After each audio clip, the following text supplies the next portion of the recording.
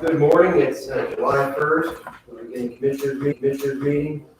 We have a quorum present, 2 commissioners, and we'll start with pledge allegiance. Pledge allegiance to the flag of America and to the republic for which it stands, one nation, under God, indivisible, with liberty and justice for all.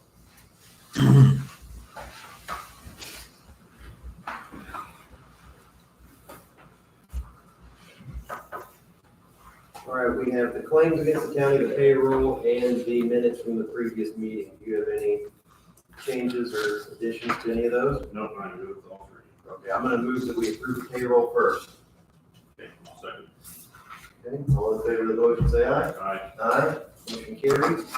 The June 17th minutes, I'll move that we approve. Second. All in favor of the motion, say aye. Aye. Aye, motion carries. And the claims against the county, I'll move that we approve. I'll second. All in favor? Aye. Aye, that motion carries as well. Highway report, Mr. Berg.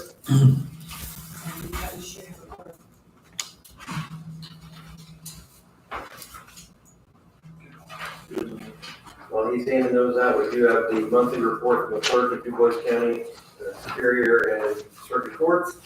Do you have any changes or any questions on any of that? No questions. Good in the minutes that we reviewed that.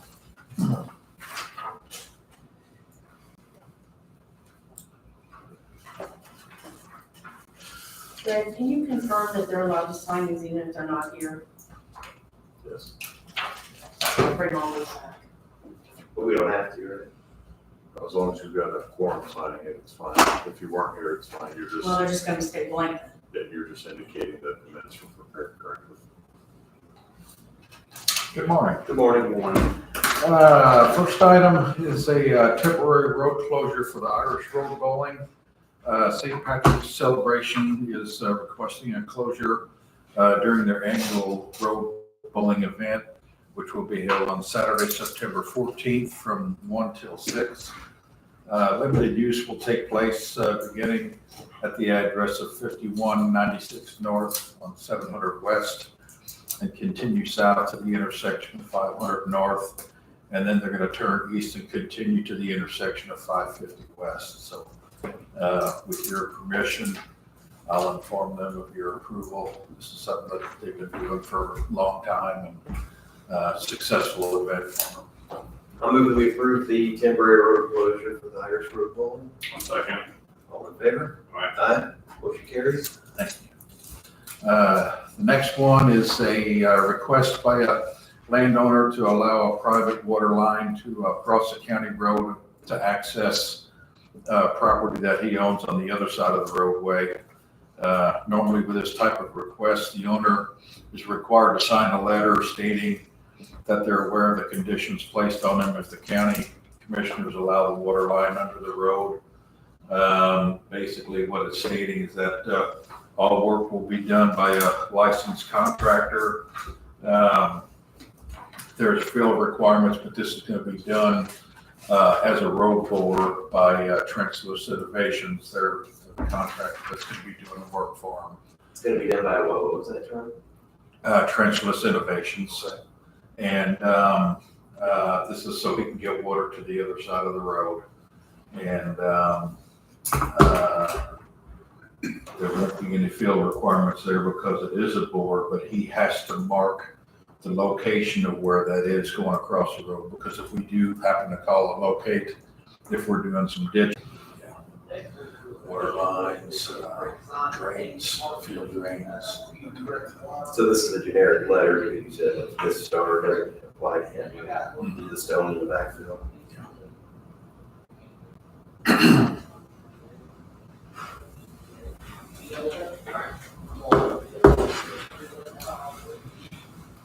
So this guy, how does something get put into 811?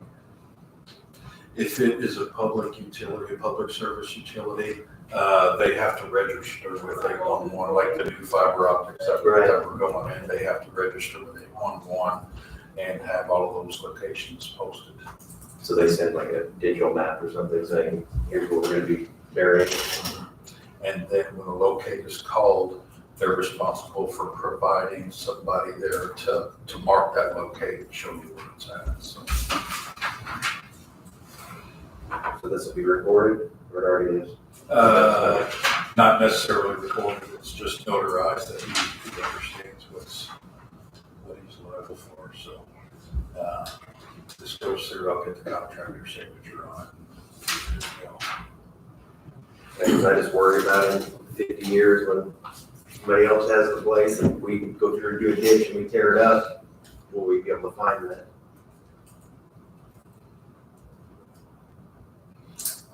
Right, because I mean, that's what's telling us that it's not our responsibility. Yeah. I don't know, does recording it ever even help when we go there to look? Good, I've got other documents that are in a file, but yeah, that would be. We've had any problems with these things in the past? Do they go deep with the water when they trench it, or? I think that one there is gonna be about 3 foot cover. So the odds that we're gonna be down there would be pretty low. It makes me nervous, but if you're more, you have more history with it than I do, so you think it's a fine idea? Yeah. And it's a turn, Yes. Sure. what do you think? Yeah, I'm fine with it. Okay, Thanks. so, yeah, let's just put it in the minutes there, that, so we'll have another record of it, that I'll move that the commissioners accept the agreement from Gerard Kern with his address being, Hang on a second. 9042 East, 175 South. 9042 East, what? County Road 175 South. so that we approve his private utility place in the county roadway. I'll second. All in favor, say aye. Aye. Motion carries. Okay, next up, Du Bois dumpster site planning. I'm still working on that drawing, so I should hope to have something next week. And as far as chip and seal paving, what I've got below, all of the overlays as far as the blacktops are complete. I did a quick copy today, so I was having trouble with my computer this morning, so this here is old, but I did update this here. All of our blacktop overlays are complete.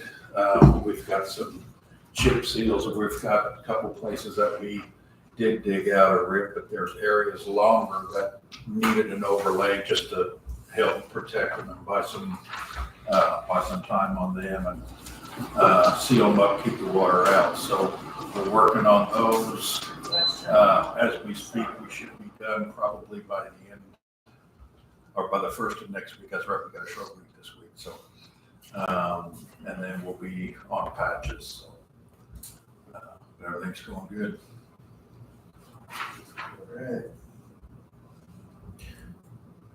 I don't have anything additional. Thanks, Chief. Thank you.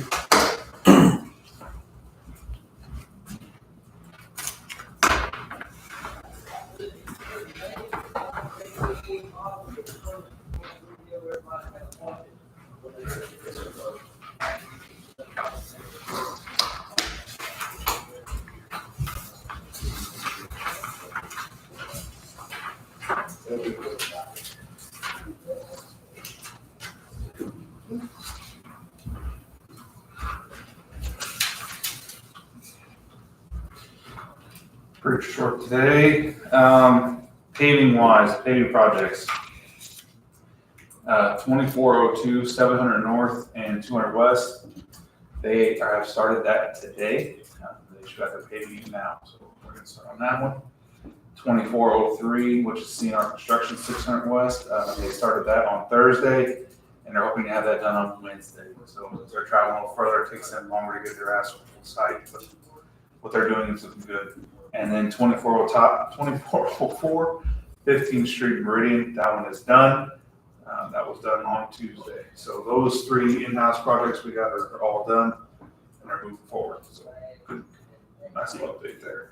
Do you guys put shoulders on? We will. Okay. We will. We're gonna paint them tomorrow. Today, tomorrow. Today or tomorrow. So, yeah, 15th, we'll get painted and get shoulders sometime, hopefully by the end of the week. Is our goal to have shoulders done on all the roads? Or is it just some roads? I don't even remember where I was, but I was driving somewhere in the county, and I thought, well, the grass is really kind of going over the roads, and I didn't know if we just didn't do it. The shoulders, well, eventually the grass grows through the shoulders, and then it comes over top. There should be rock on all paved roads, there should be rock on the shoulders. On their edges, right? Yeah, both edges. So the grass does eventually kind of work its way through and go over top of it. Okay, County Road 300 North, 36th Street, and 500 West. We had a resident call in. He was concerned about the semi-truck traffic on the road. I've been out there. I have not seen it, but I've talked to other residents on the road. They agree that there are semi-traffic. It's mostly early in the morning and later in the evening. It's not during the day. During the day, so much it's not a big deal. I did locate an ordinance. Ordinance 2002-06. I did not know this existed, but when I was out there, I did see a no truck sign on 500 and on 36th Street.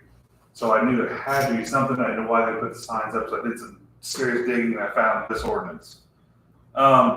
It does exclude truck traffic over 10,000 pounds, through traffic over 10,000 pounds.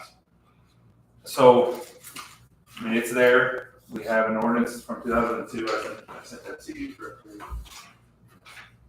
So it's there. This is what you email us. Yes. Yes. So So saying they restrict, it restricts through traffic of trucks, semi-trucks, and trailers over 10,000 pounds. And it says through traffic too. and is there exceptions? I don't remember. Local service traffic. Yeah, local traffic is okay. So that means what, where there's a farmer on the east The side? farmer's going to get his crops out of that field, he can go get it. Deliveries on that road. And deliveries on the road, correct? The goal of this is To stop truck traffic, to use as a bypass. somebody's bypassing, they're going up to Crane, they should use highway. Yeah. Again, does this do any good? It has to be enforced, or Has has to be enforced. We're upgrading the signage. Tim ordered them on Thursday or Friday, one of those 2 days. Whatever I said, he was actively sending you a call to get them ordered. And as soon as those come in, he's gonna replace them and get them up so that way we've got new signs. Hopefully they'll pop and we can go from there. But yeah, it has to be enforced. That's the other thing. But we do have an ordinance that backs it up.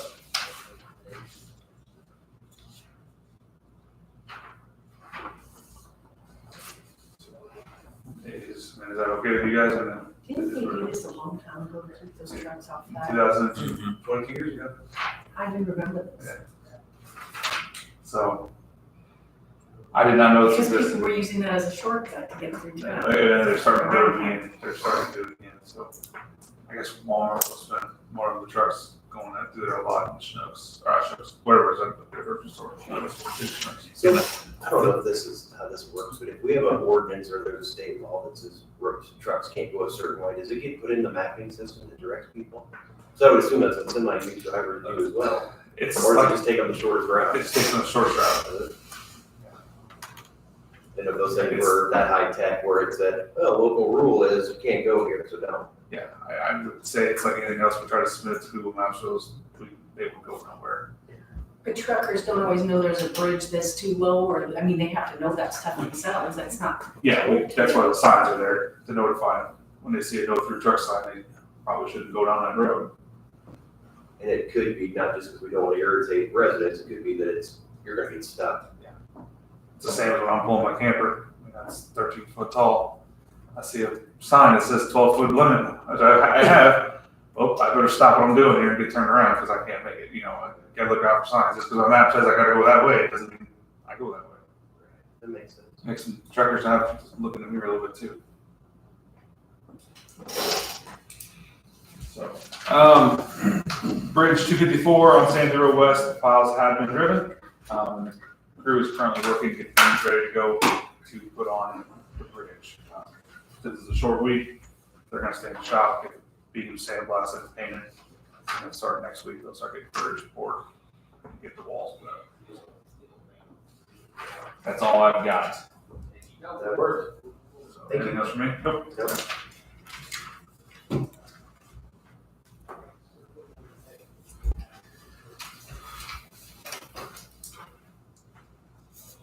Sandy, I was looking at some budget stuff, on the 4-H budget last, I don't know, at least 2 years ago, it was in the ed budget. So who decided to go in there if it doesn't? That's one of the things I was wondering, I was thinking here asking, having a request. I didn't know if we had to say we supported at a certain You level. guys just supported the increase to it, and council. The council should come back and say we don't support it was more. So I rewatched the video, and what I think, the way I took the meeting was that they've been getting 125,000 they asked for, can you move up to 140,000 this year for their base budget? They had it at 140 years ago, and they cut it down. And now they're asking to go back up. I think it was at 160 for quite a while, wasn't it? I don't remember I that. don't remember what Maybe it's- I'm wrong, I don't remember but 140. I know they've been trying to work it down. Right, so the previous treasurer, 2 treasurers ago, was trying to work it down so that our input was less, because we kind of, I think we kept saying, we've been investing in this, and why isn't it working? But that's not the point I was getting at. I was just, so I think at that meeting, I think all of us said we would support an increase, but I don't think we said an increase to 140, so I don't know, do you have an opinion? I mean, I'd be okay with the 140. I mean, in all Because that's what we're putting in the, in the, 140 is what it was 10 years ago, and it's still decreased. You know, or it's good if we even held it that long. So, and then they also talked about putting in 125 for the swine barn. Right. So it's a 140, I think. Commissioner Stefano and yourself were in favor of it. I probably would have been a little less, but it doesn't matter. So if that's where the board is, then the 125 for those buildings too. Scott Schnell was at our meeting, and then he went to the council that night, and he said that we supported the 125,000 for the construction and the 140. I don't think I personally said that I supported that, so I went back and watched it, and we didn't. We didn't say we didn't support it, but we didn't say one way or the other, so I don't think it was completely true how he presented it to the council that night. So again, I don't know that I know I wouldn't support 125,000 for the building. For one, his quote was for 88,000 to do the work, so I don't know why we would give Well, 125. what we're gonna do is put it in the budget, but then during budget talks, the council can go there if they choose to. So my thought was if it was up to the commissioners how much to put in the budget, we should have that discussion and do it, but if it's not up to us, then it's not my business, well, I think obviously. we gotta pick the total, but yeah, I believe I would be closer to like 95, so if the estimate was 88, you know, Right. gives you enough room for some wiggle room. The other thing with that, I know Mr. Schneider, we talked about, there was a consensus, like I said, for increasing their budget possibly, but we had some discussion on it being a public works project, and I just want to make sure whatever they do, that they do it by the book so that we don't. We gotta do it by the book because it's government money. Has anybody reached out to you about that, or do we still not know where we are on it? My understanding was that it was something they'd be doing next year anyways, and then they would probably do the bid packet or something put together. Would it be? The project was going to be next year. So if we budgeted them $100,000 for projects, they're a nonprofit, that they, because it's indirectly government, or I guess it's directly government money, but once it's in their hands, do they have to follow the same rules that we do, or we not? I think we asked them that they would need to, and again, it is a structure, though they're leasing it, it's a structure on our property. I think it should be a bid, yes.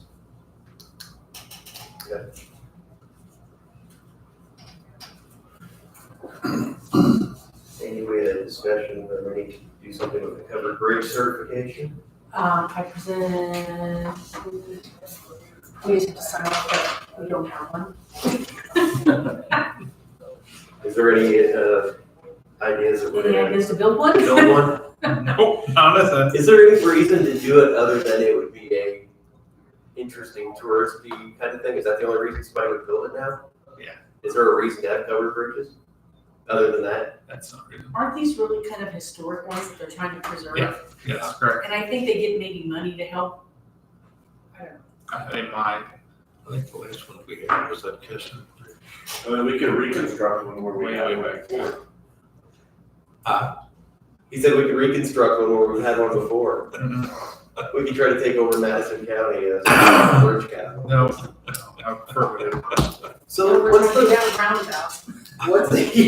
what's the point of, historically, what's the point of it? Was it to keep the deck dry and why did they build covered bridges? Give me I've a, never done research on it. Yeah, I don't know.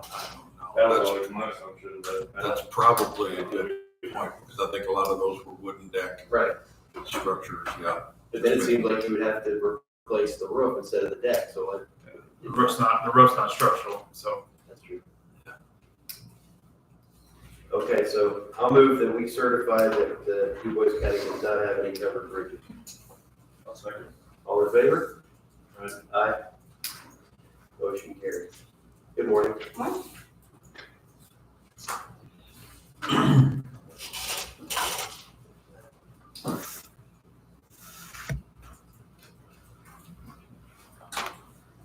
EMA surplus? Or do you want me to wait for the later? We'll use it. Type Type as fast as you talk.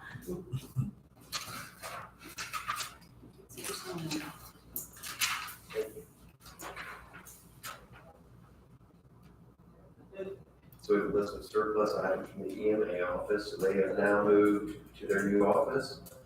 And as we did so, these are extra things. She has offered these items to the other county offices. Some of them have been taken by their offices. So I think it looks like here we have, I'll just read them off, for the 2 clocks that don't work, an iPhone that was purchased in 2011, video camera that they don't use, digital camera does not hold a charge, AM/FM radio, the 1996 small TV and a 2014 small TV, small desk and a couple bookcases. So as I mentioned, these have all been offered to other county departments. There's a computer, Computer speakers are broken and the file there's some file cabinets. cabinets down there. But there are some employees that would purchase them for personal use if you want to put prices on some things.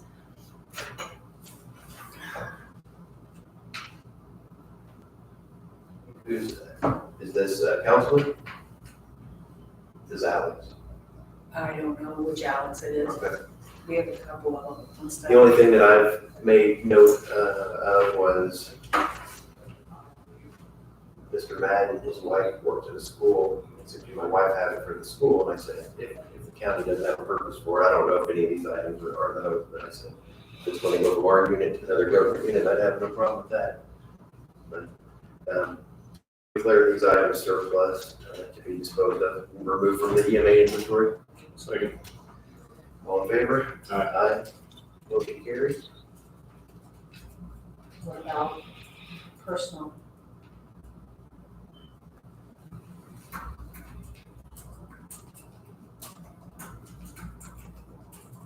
About this, I want to see if that school has a need for any of these items. I'd rather go to them first. If not, then we can, if you want to say, have people give it $5 or $10 for these items, because I mean, we'd be throwing them away anyway. Does that sound fair to you? Just so that the county's taking something, or is it better to not mess with these? Fine. So I will check with that first one, and then I'll wait. So you let me know or let anyone that's got no one. I'll probably, let you know.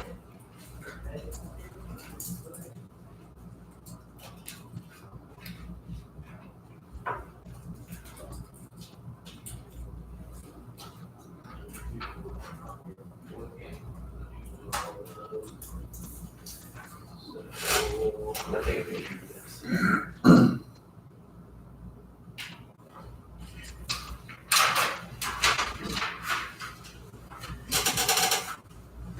Okay, let's, we're a couple minutes ahead, but will you do the soil conservation 2025 budget?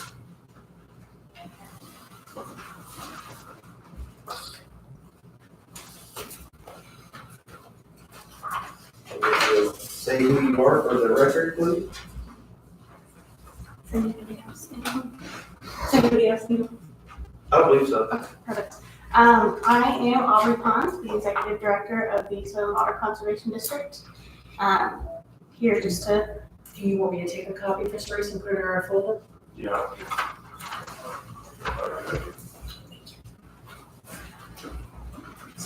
so this year, ours is pretty straightforward.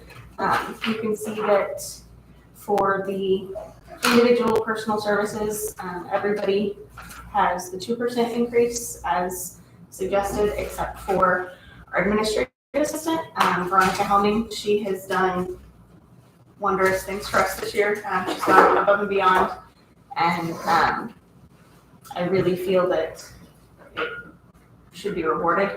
So I suggested a 5% increase for her. We have had a lot of staff turnover. Our entire staff is new as of 1 year. I just completed my first year. And without her this past year, especially with the transition of 2 new individuals, pretty much back to back these last couple of months, it would have been very difficult for our office to kind of manage everything, and she did really well. I spoke to Marky at one point about potentially changing her classification because she has a finance degree, which is invaluable to that position. However, he suggested to go ahead and just request the budgetary increase here. So I went ahead with the 5%. The other change in the personal service section is the comp time. Our office has, especially with new people joining and training, being trained in terms of what their job descriptions entail, our comp time has just been depleted. What was it past? It was 2,000 in the past. And from all the records that I can see, that hasn't been changed in multiple years. And so as staff members' pay increases, it becomes more difficult to manage that 2,000.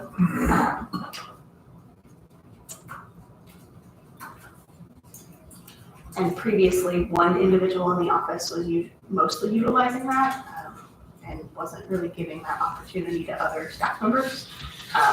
So they didn't even know it existed until this past year.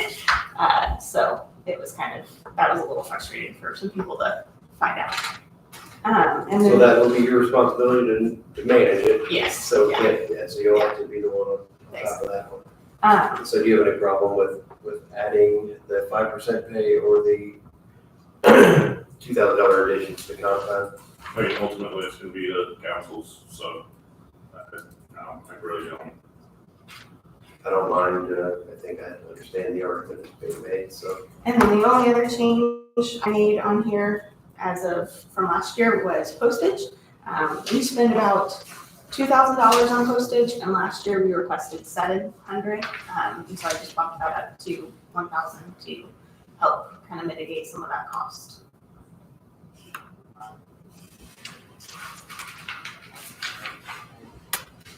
What is your other significant income stream? Most of our income comes from grant applications, as well as we are given through the Indiana Clean Water Indiana program. We're given a sum each year. It varies. We're hoping that next year it is the 10,000 or the 20,000 that it was this year, but it has historically been 2,000. It's also been 10,000, so it's never guaranteed. We also through You said that's only 2,000 to 10,000, so that's Yeah. a minor part. Yeah. And what about the grants? Are the grants, some offices have to apply every year and it's a struggle and you don't know if you're gonna get it. Is yours is it consistent? Ours is similar. Usually we vary the type of grant that we're trying to go after so that we don't run into that problem of, oh, well, you've done this multiple years in the past, why should they give you the money again? So it's relatively consistent, but never guaranteed. We also, through our resource specialist and our contract through NRCS, we send out one of our individuals and they basically take some of the NRCS site visits that they don't have manpower to do, and then we get paid for those contracted hours. So that brings in anywhere from 10 to, depending on how many years, or not years, how many contracts there are, check 10 to 30,000 a year. So not including the NRCS and not including the Indiana Clean Water, what is the other grant bring? It varies, it depends on how much we ask for. So it also depends on whether or not we're requesting cost share funding. So sometimes we'll request funding to help landowners implement conservation practices. So this past grant that we had brought in $90,000, but some of that went to individuals in the county to help them pay for grass waterways and things like that. So less than a third of your budget is through those other things. Well, I have a few questions. Are you located in one of the cities or towns jurisdictions? The resource specialist position, is that still open? No, we have filled both of them. Okay.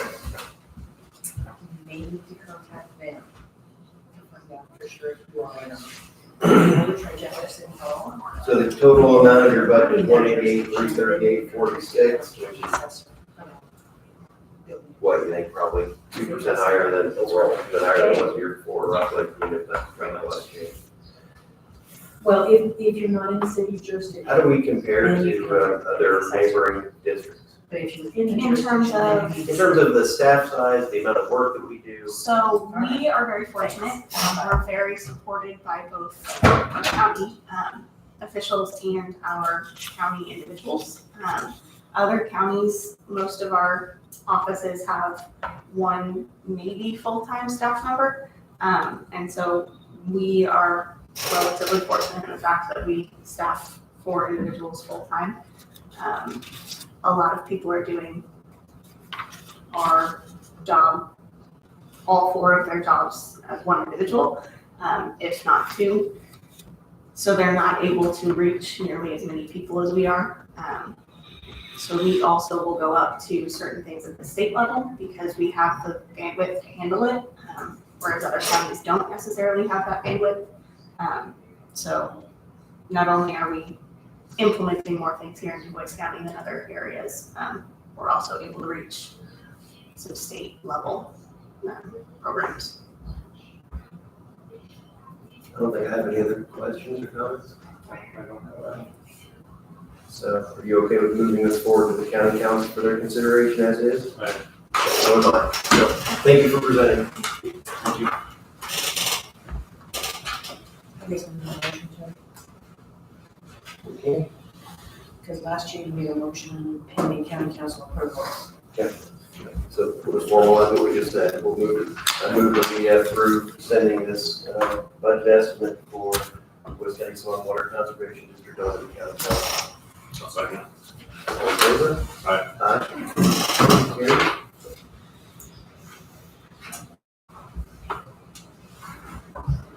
Data sharing agreement? I think it would be a good one. Mine's just a draft. Oh, wait, this is yours. I was thinking yours too. This is the WPH, right? Okay. So there's a limited use agreement, Modular Group wants to get a GIS data parcel to be used for road study. And they will use it only for the project, so. We have to agree to do it or not agree to it over.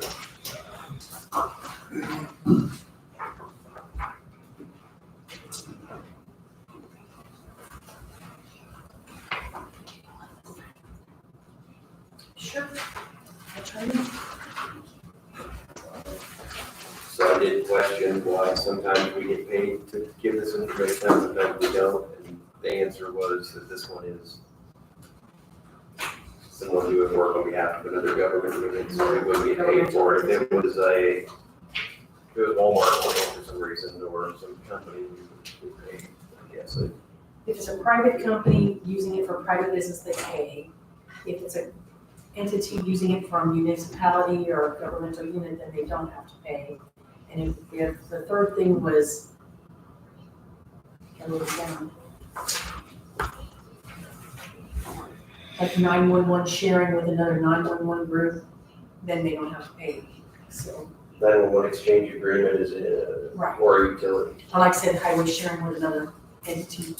So because it is our property, you still have to sign off on other uses. So I'll move that we approve the attached limited use agreement. I'll second. All in favor? Aye. Aye. Motion carries.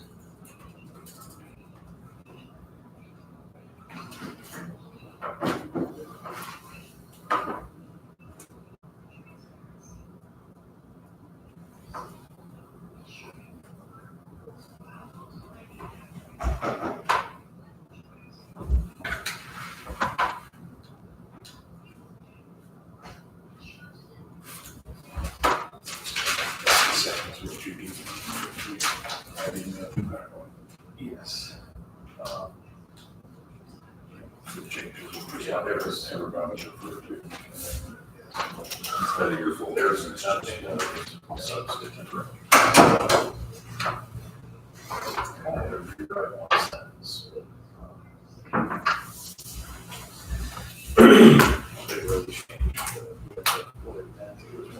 Next up, we'll have Mr. Wilson with 911, memorandum of understanding for 911 call routing and dispatch.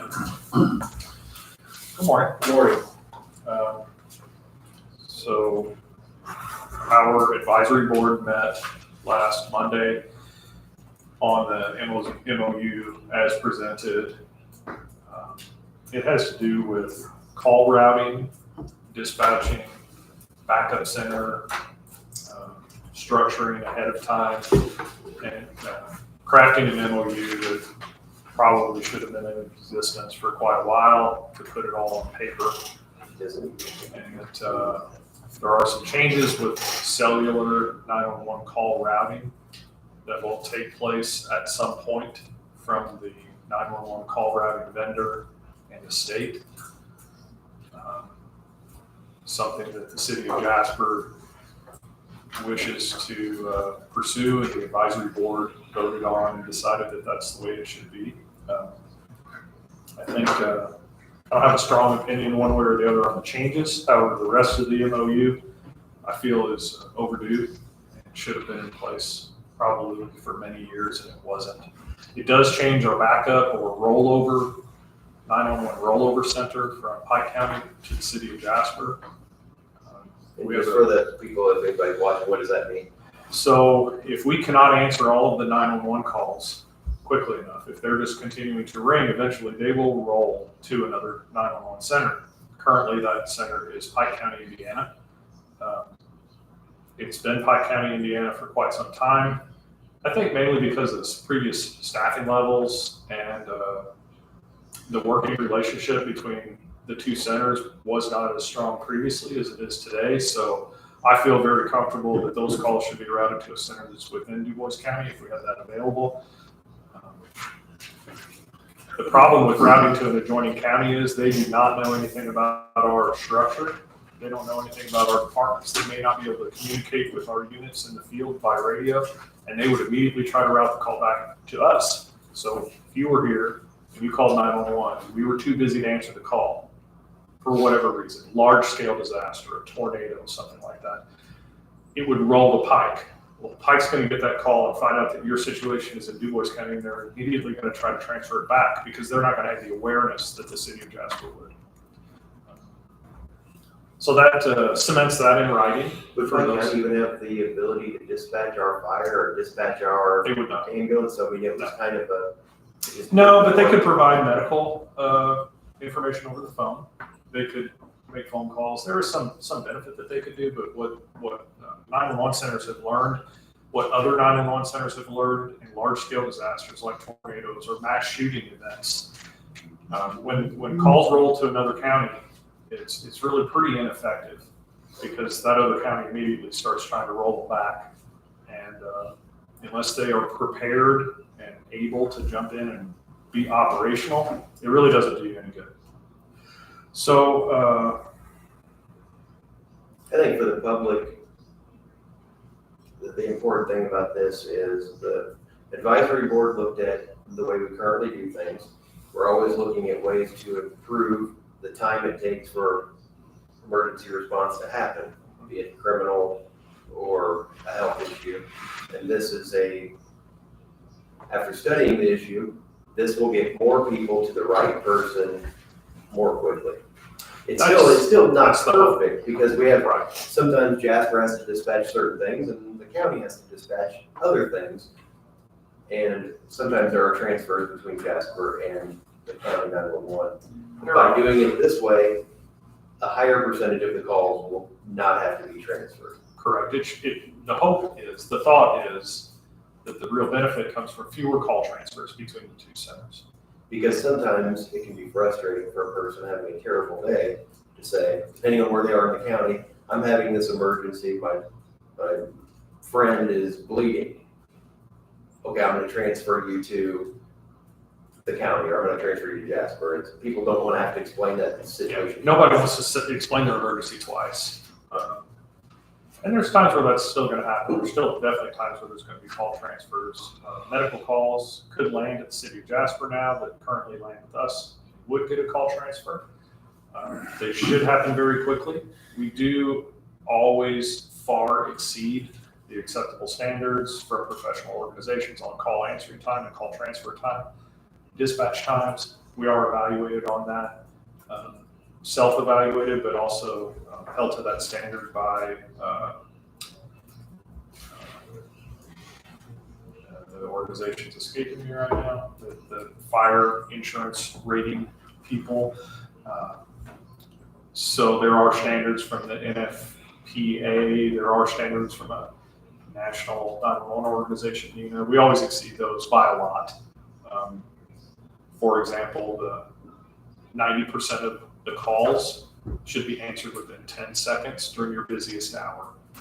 And 90% of our calls are answered in under 3 seconds. So I think Commissioner Blessinger summarized it best when we started talking about this last summer. This MOU this is probably the equivalent of polishing perfection. And I really like that term because that's what we're doing here, is we are probably improving on a really, really good 911 center, as well as the city of Jasper's services to the public. So, And the great thing is that both groups are always looking for improvement. They're not resting on, we're hitting the standard, so let's just keep doing what we're doing. It's always, how can we get a little bit better for the people?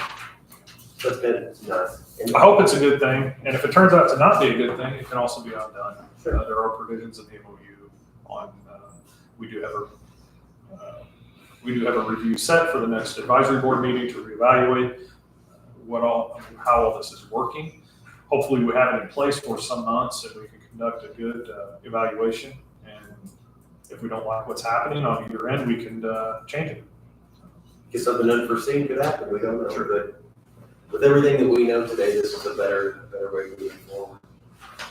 Anything else you'd like to say about the call responses or the memorandum at all? No, I think it pretty well speaks for itself. There's a lot of information in it. If anybody wants to know more, my door is always open. I would talk all day about call routing and emergency response if somebody wants to, but I think the MOU is pretty self-explanatory. And it does call for the MOU review to be, it's scheduled, and if we need to update it or change, we can do it at that time. But I think it's the right step forward. So I'll move that we approve signing on the memorandum of understanding for 911 call routing and dispatching. All in favor? Aye. That motion carries. Mr. Wilson, do you want this back or is this for us? You can sign it, and then I've already signed it. what the city needs, they'll need to sign copies back. We need to get a signed signature from the state. I don't really know how I'm not sure how we're gonna do that. I'll probably wait for the signature. I'll send it to them electronically, but they can, I was gonna say, as long as I get a copy. everybody will get copies back whenever I procure that last signature. I'll make sure your office, the city, has requested the same, so I'll give a paper document out to everybody. as soon as I get it back from the state board director, so. Sounds good. Thank All you. right, thank you.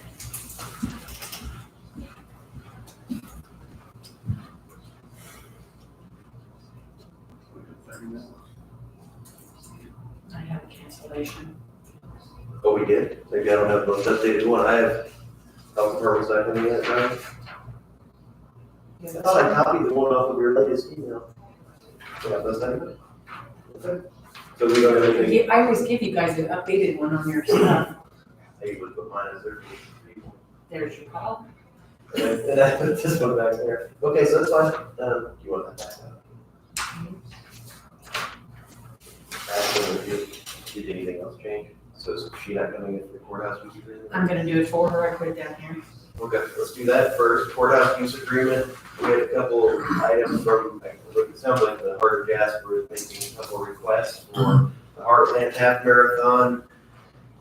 I think they have an event both Saturday morning, September 21st, and part of the evening on September 20th. There's also an event called Mingle on Main, Friday, October 4th, between 5 and 9, and they'd like to use the restrooms on the county courthouse. You like with that? I feel like that. Any issue with that, or would you like to approve? No, I think so. Okay, I'll move. I want to look at warning. No, I did ask somebody a question about it. I'll make sure we're good with it.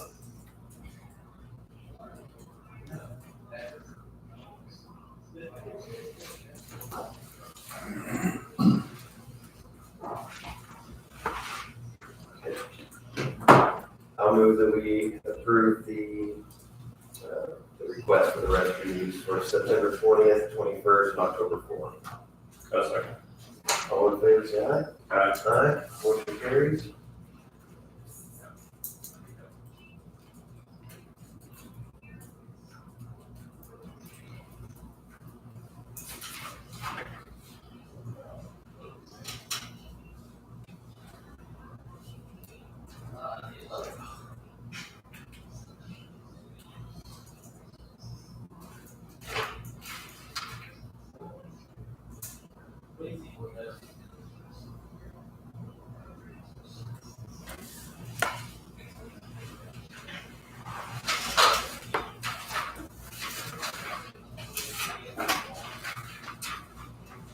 So one of the miscellaneous items that we have on here is the Commissioner's 2025 budget.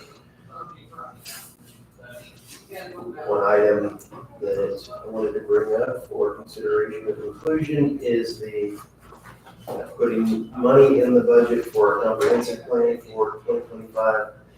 It's been something we've been talking about for several years. I talked to the county council, asked if they wanted to, if they would like me to implement, start doing it this year and go for an additional appropriation or put in the budget for next year. And the suggestion was to put in our budget for 2025 and start officially working on it at that time. Feel good with that? I'm thinking $100,000, I think, is probably in the range of what something like that costs. You okay with that? Yes. Okay. I have stuff over the budget room over here. What are you gonna announce if we have time? I do have a sticky note that says I have 3 Windows 7 machines in the recorder's office. Is that on that list? The DMA?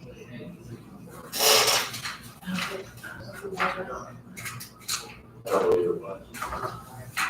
They have 3 machines back in public. Yeah. 3 public machines that have been replaced, so they're Windows 7. Okay, so I'll move that we declare 3 Windows 7 computers as surplus that were previously used in the recorder's office. That they'll be taken off their inventory. Second. All in favor? Aye. Aye. Motion carries. So are you prepared to go over the budget or you're not? Okay. So the only thing that we talked about so far was to add $100,000 for a comprehensive plan to be executed in 2025. So that would be one addition.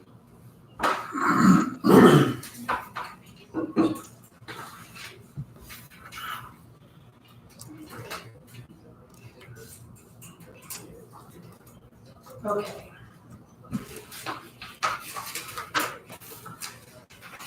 This is your budget that you guys do now. And here's the itemized if you want to see how it's spent.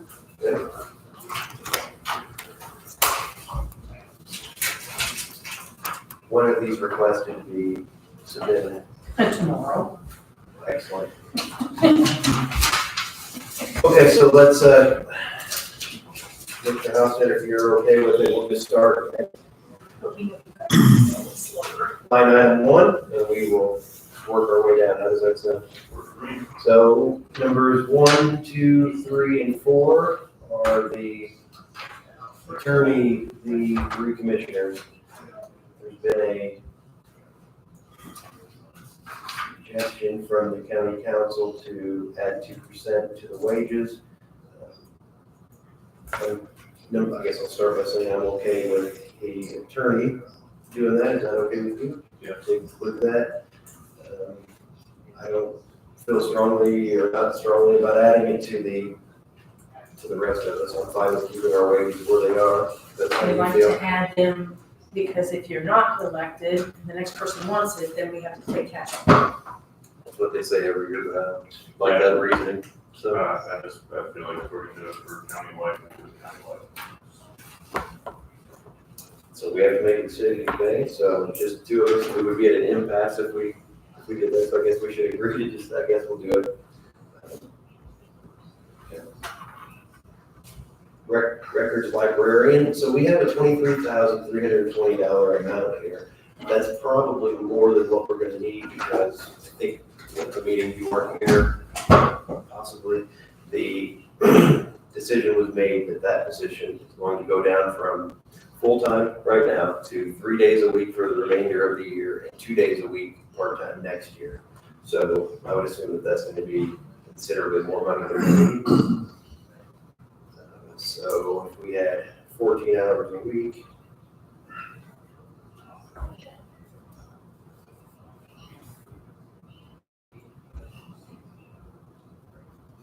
we probably only need about half of that. You want to cut that to 15,000? I think that should cover the wages for 2025. You have any issue with that in the auditor's office? No? Comp time and all of those go from Carla's budget. So we've already given an approval for those at another meeting. Can we delete line item 12? It says, Salary 0, so I don't know if you wanted to get it out. we can take it off the. But it's gonna be 0. Right, so we'll just remove that and keep your record library help. So I would assume that that is a second part-time person when the original person is out. Do we need that line item anymore? So we're just going to have the part-time person? I wouldn't think we would. Commissioner Hostetter, do you have an opinion on that? No, we don't need them. Not good. Put it off the, I'm happy to remove that line.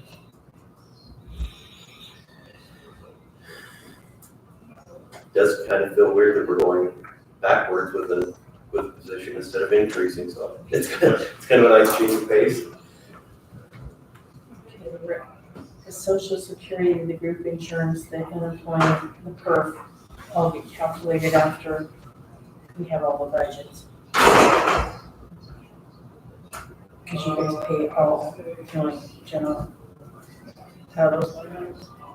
Is telehealth just that? I think we put that in there because last year we were paying it individually and this year we rolled it back under UGS, so. It's under health. It's under health insurance. So it needs to be taken out off of here? I need to talk to Mark about that.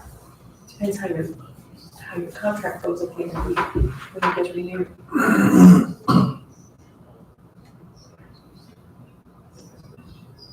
I'll take your suggestion when you say to leave it there for the moment. I'll put it on my list to work.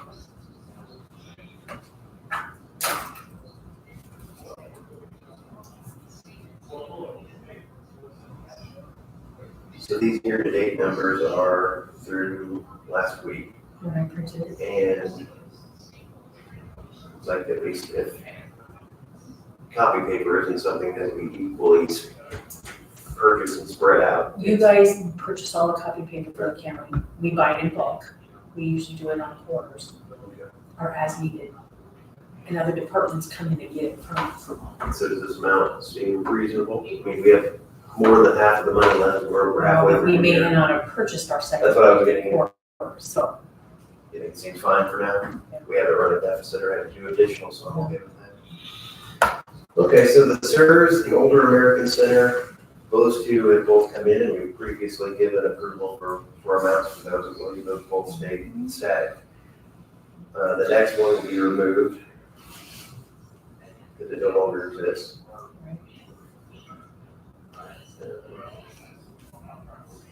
So what do we do with the Disabled American Veterans Program? There's $1,000 in the budget. Is that just something that It's given to the DoD program. and they do with it? What they do? So I'm fine with continuing there in the museum. You fine with both of those?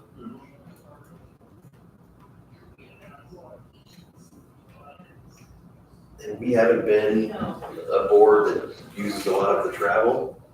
We could, I mean, there's probably 3 events that we could all go to every year, but I don't know that we would spend that much money. Do we want to, it was at $10,000 previously, now it's at $9,000. Do we want to take it down again? Or just, If you guys start traveling or not. Let's do 7,500. You think, or do you want to be? let's do 8,000. I mean, it shows that we're trying to be as frugal as we can be. It seems reasonable. So even if we did start traveling more, I think that's still fine.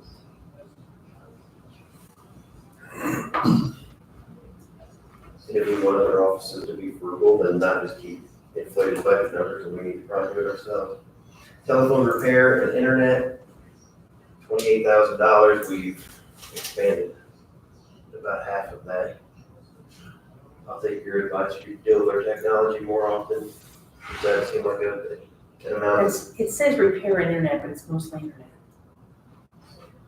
Is that for our internet service Yes. or is it for? Yes. You think that's gonna cover? Should we increase it for next year? Because if we're halfway through the year and we've spent half of the money, it might be a little more next year. It's hard to know.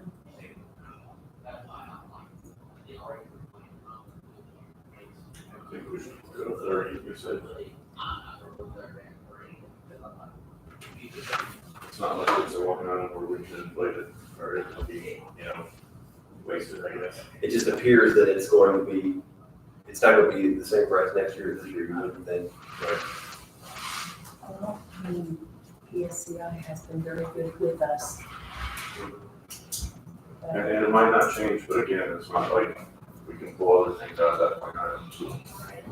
We can increase it. Like, sometimes I need a phone repair or something like that, so that's very good. Just wait a little That's a bit. telecom agreement, so that helps with that.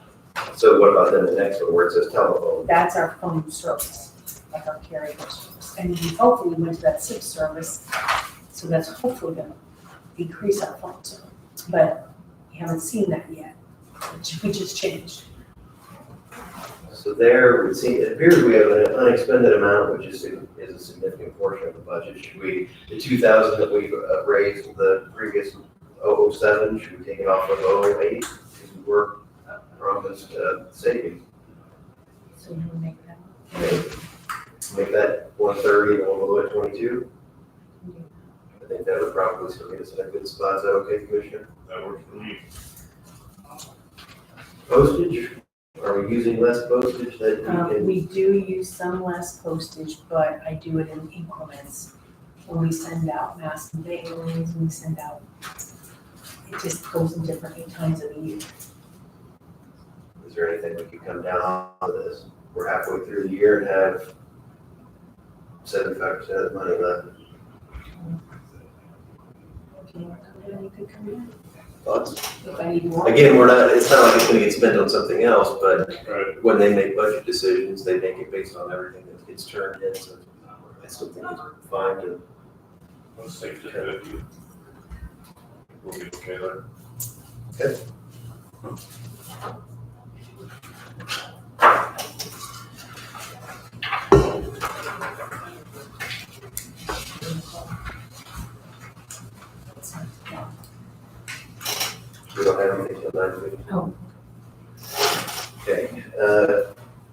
Printing, so what would this cover? That's when you send things to the Herald, public notices, additional appropriation notices, ordinance notices, Yeah, board of ed notices. I wouldn't want to go down on that. That's printing. Official bonds, That's the bonds you pay, we pay that at the end of the year. I think that amount has covered it. It's based on salary, so. We put there. And again, if something is within this category, other services, those are easier to move around than it would be to go between them. In a category, you can move anything around. So for example, if we needed to take $500 from printing and do the official bonds, that I would, can do that. the council Yes, can do that. I can do that. So you don't have to have permission. When you jump categories, you go to council. I see. Okay, insurance, building liability, looks like we're fine there. That's your cars, your building, your liabilities. Workers' comp, what about that one? That's our, we haven't paid it yet. Do you have any information that would tell us we need to make a change there?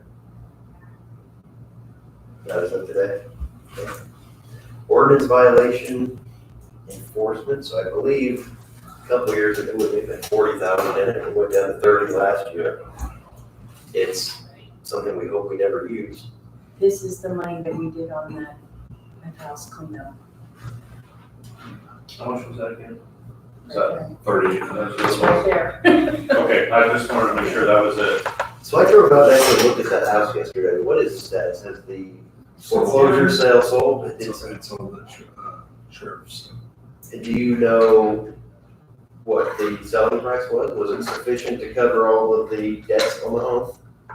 Not all of them, but the county was satisfied. The county was satisfied, the city was satisfied? And a chunk of the lender was satisfied. So if that was the case, Sorry. then they probably only sold for like 50,000? So I think there was about 70 maybe of cost. Okay, well, I'm glad that, so it's back in private hands? Yes. Good. The thing is you don't know what you're facing with that. You can spend nothing or you can spend it all. I think that one we should just leave as is. Okay. The next two, They used to be ambulance stuff that we pulled out. so you just leave them as Well, they're placeholders? just, the numbers is out there. Just take away the, Postage meter repair, that's fine. HR attorney retainer, so what, yeah, where are we at with that? that moved to his department, I believe. HR? We do not have Mr. Freiberger on the monthly retainer. There you go. But we moved the line item to his budget, but I don't think we can. Did he need to pick up somebody else or pick up the service or something? I'm not sure. I don't think he has anybody. Right. I know that there have been a couple of times where his advice would have been appreciated and he did not. He was not around that retainer. Right, okay. So I guess we could remove that, category or whatever you decide to do there. Maintenance of computers. So is that something that we pay in advance and then we use the hours down? No, this is support. So that would be, any help with my email? No, this is support for programs. Like our tax billing, our close. That's what I use this number for. So why is it called maintenance? I don't know, if you look at the thing, it'll tell you who we pay.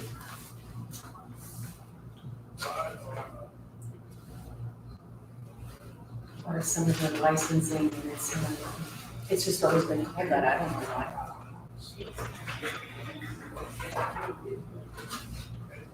So we paid Harris, Manatron, and Matrix 4 times. So why is the commissioner paying for those? Because nobody else has, That is the figure, those are the programs for your office. I don't have a line item for maintenance computers, so that's why I couldn't I don't know, it just always comes out of the commissioners. Is that an amount that's still appropriate for you?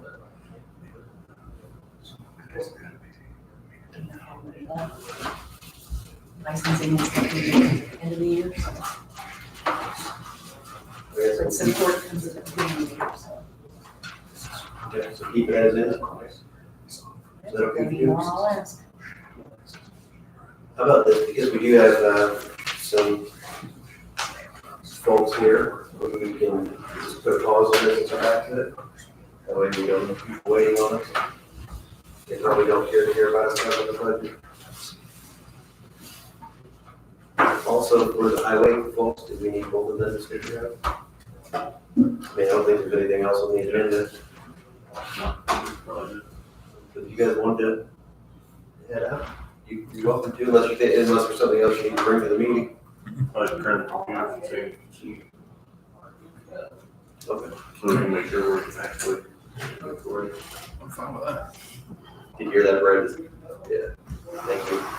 Okay, so next up, we have, we're a few minutes early, but there's an office space request from prosecuting attorney's office.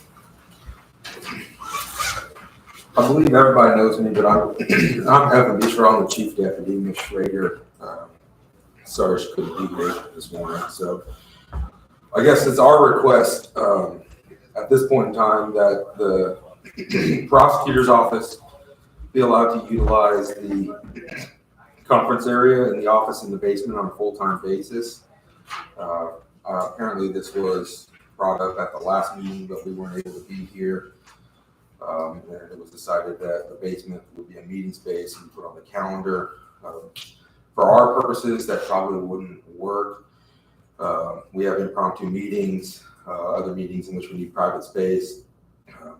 I believe one of the issues was about getting in there for network or internet issues. Ms. Schrader wanted me to say that we would have no problem letting anybody in there that needs to get in there to mess with the computers or network. She also wanted to let you know she wouldn't have any issue allowing others to use the space for planned activities, obviously with the understanding that if the prosecutors have something going on, we would have the first opportunity to use that space. I guess from her perspective, we are fully staffed. We added a circuit court person as of January 1st. It's her understanding that we're currently out of network hookups in our office. Additional lines would have to be run, and we would have to add any additional computers to the existing office. She has also wanted to impress upon you that in the future, it's likely that she will be asking for an additional attorney so that both courts can be staffed with 3, circuit and superior. There's currently only 2 in circuit at this point in time. So we're running out of space. At that point, we're either going to have to request to move or try to get some additional space in the annex building. She believes that this would be a good compromise to put someone down in the basement for a while, as well as allow us to use that as a meeting room. So that's just kind of our request at this point in time. Obviously, just to sum it up, we would like to put someone full-time down there in the office and then use it or have primary use of the room as a meeting room. So I don't know how much you know about this situation, but currently, if someone wants to use this room, there's a calendar that's shared between people, and you sign in if you want it. And same way with the office right below us.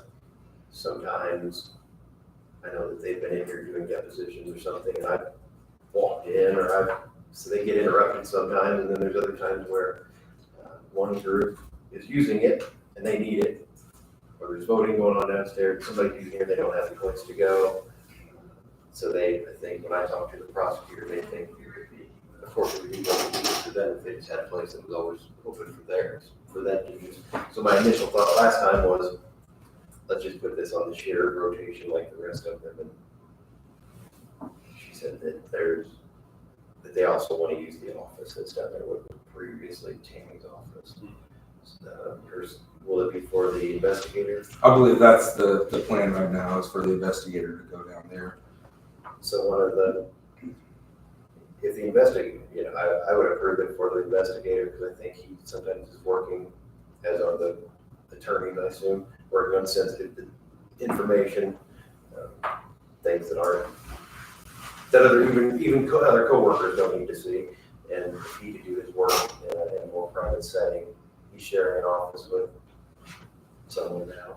That's correct, all that's correct. And so, I guess my last time them being here, I hated that we opened up brand new space, then we were gonna fill it again right away, because we don't know what our other needs would be. And I mentioned we had a public defender's office that we ended up bringing in, more space for them, if we brought in something else. So that was my concern a little bit, but I guess I could be open to letting them utilize the space. I don't know if you had any thoughts on it. No, I haven't given a whole lot of thought to that space down there. I knew it was gonna be vacant. I assumed that you were prosecutor's office is probably gonna be the first to request it. I know you guys need the extra space, so I'm not opposed to it really. I suppose we can utilize it, and if something changes in the future, then we gotta make different changes in the future. I think we're gonna have to think about future office space needs. I know we talked about that years ago. I believe we did a study. Maybe about time to kind of look into those needs again. So this will, at a minimum, hold them over for a while. And so I guess the way I would approve it for them, if we decide to approve it, is that it's primarily a prosecutor's space, but it's still a county space. So if someone else needs to use it, it would be available to others. And the office could be used exclusively for the prosecutor's office investigator. And it's, again, the space is not exclusive. If somebody needs to be there for service or whatever reason, then of course they still can. So is it unlocked? Will it remain unlocked? Well, it's locked right now, It is locked. because nobody's in there, we know our network. Right, Okay. right. So when you go in to the right, there's an office, and then there's another room that needs to stay secure because it has our computer stuff in it, and then the main office. And you can even get into the infrastructure back underneath. Right, right. And with all that, it's a substantial area, so in the future too, if they did bring on another attorney, it's not an ideal office space, but we could build an office, I would assume we'd build an office in a corner down there too if we had to. Again, that doesn't get them 20 years in the future, but it might get them next 8 years. Because that's kind of what they did when I started in January of 19. That was the conference room, and they made that the one right there to the left into a little office. So it's definitely serviceable. Yeah. Do you have any comments? I think somebody already booked a room to use CPR training. So yeah, we'll still need it for CPR training. Absolutely. Like 3 weeks. So. It's not sometime. Okay, well, let's just get it on the record, I guess. I'll move that we allow the prosecutor's office to have the annex basement office and the annex basement conference area for their use. I'll second. Any other discussion? All in favor, say aye. Aye. Aye. That motion carries. Anything else today, sir? No, thank you guys for letting us get on the calendar, and sorry, Administrator, couldn't be here. That's okay, thank you. So you use the meeting space and the office.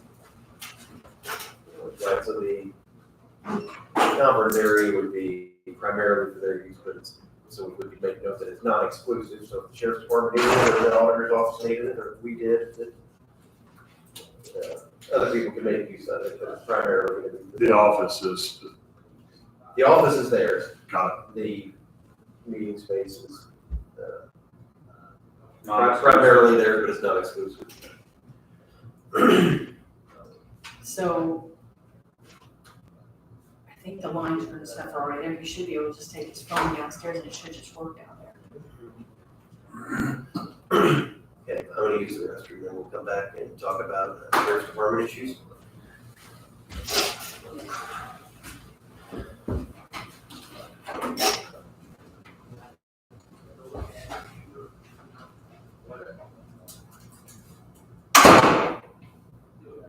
I'm sure my big go was Sandy. Let's go. We still alive? Okay, all right. Definitely Monday. Did he second that? I believe, yeah. He's got paid a little early today. Minus one day this week. My favorite holiday ever. It's supposed to rain. Is it really? That's fine. They'll still throw up fireworks somewhere. They'll shoot them all. Oh, yeah. Which I think Patoka's holding off on their fireworks till Saturdays. They do them on Saturdays. Which I'm absolutely way too Do you go up on your boat? I have, but I trailer my boat, so I haven't put it in and I'll take it up and then I'll get off before the fireworks go off, and then I go out with a buddy on his pontoon, because he has a slip. Oh, that, Then I don't have to fight with it. Otherwise, it's 1 in the morning before getting off the lake because of all the trailers and everything. And they don't oh, start. I never really thought about that. They don't start till like 10 o'clock at night. Yes. Yeah. This is when it gets dark. My daughter's in St. Lucia right now. She said it gets dark at 7 p.m. She said, I talked to her last night because of the hurricane, and she said, it's 7 o'clock. It's pitch black out here. I'm like, oh my gosh.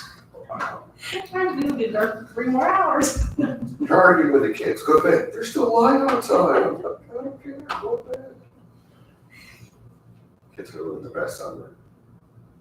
Yeah, summers are hard with kids and light that late. Room darkening shades. Of course, our summers consist of nothing but baseball. Baseball, baseball, baseball.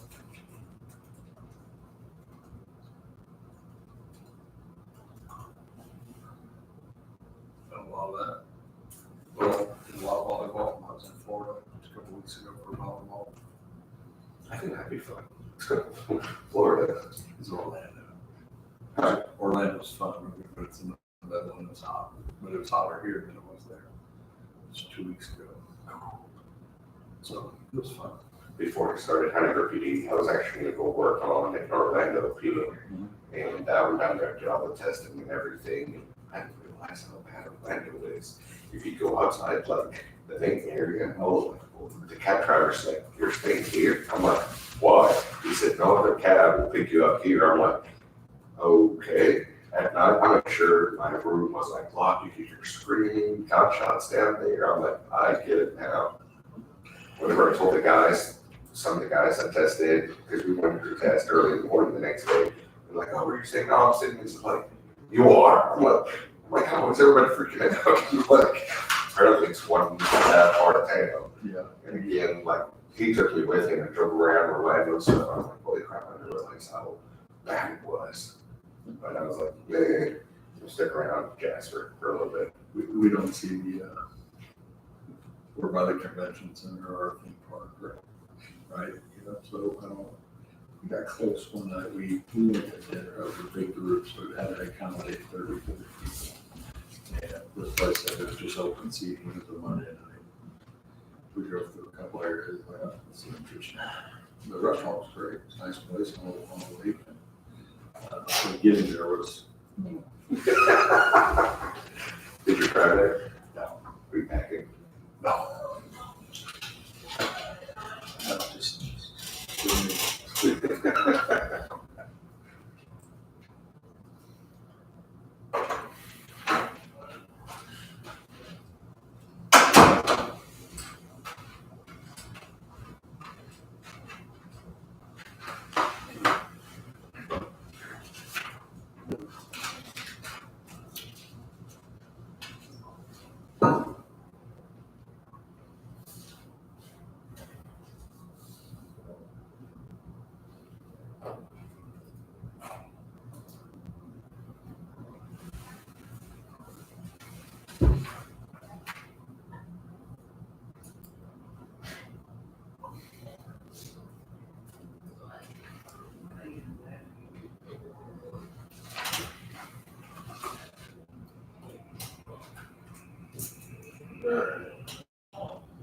So the first item for the sheriff's department, were we prepared? Yes, sir. Then we're talking about surplus sheriff's department vehicles.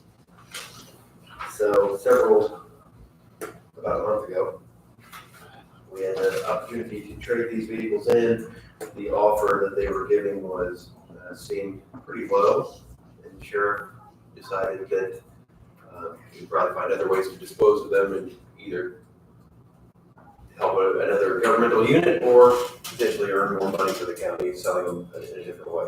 Does that sound accurate so far? Correct. Okay, and these are commissioner vehicles, so we just have to agree upon whatever disposition we end up doing with those. So I think that's the first thing we're going to talk about today.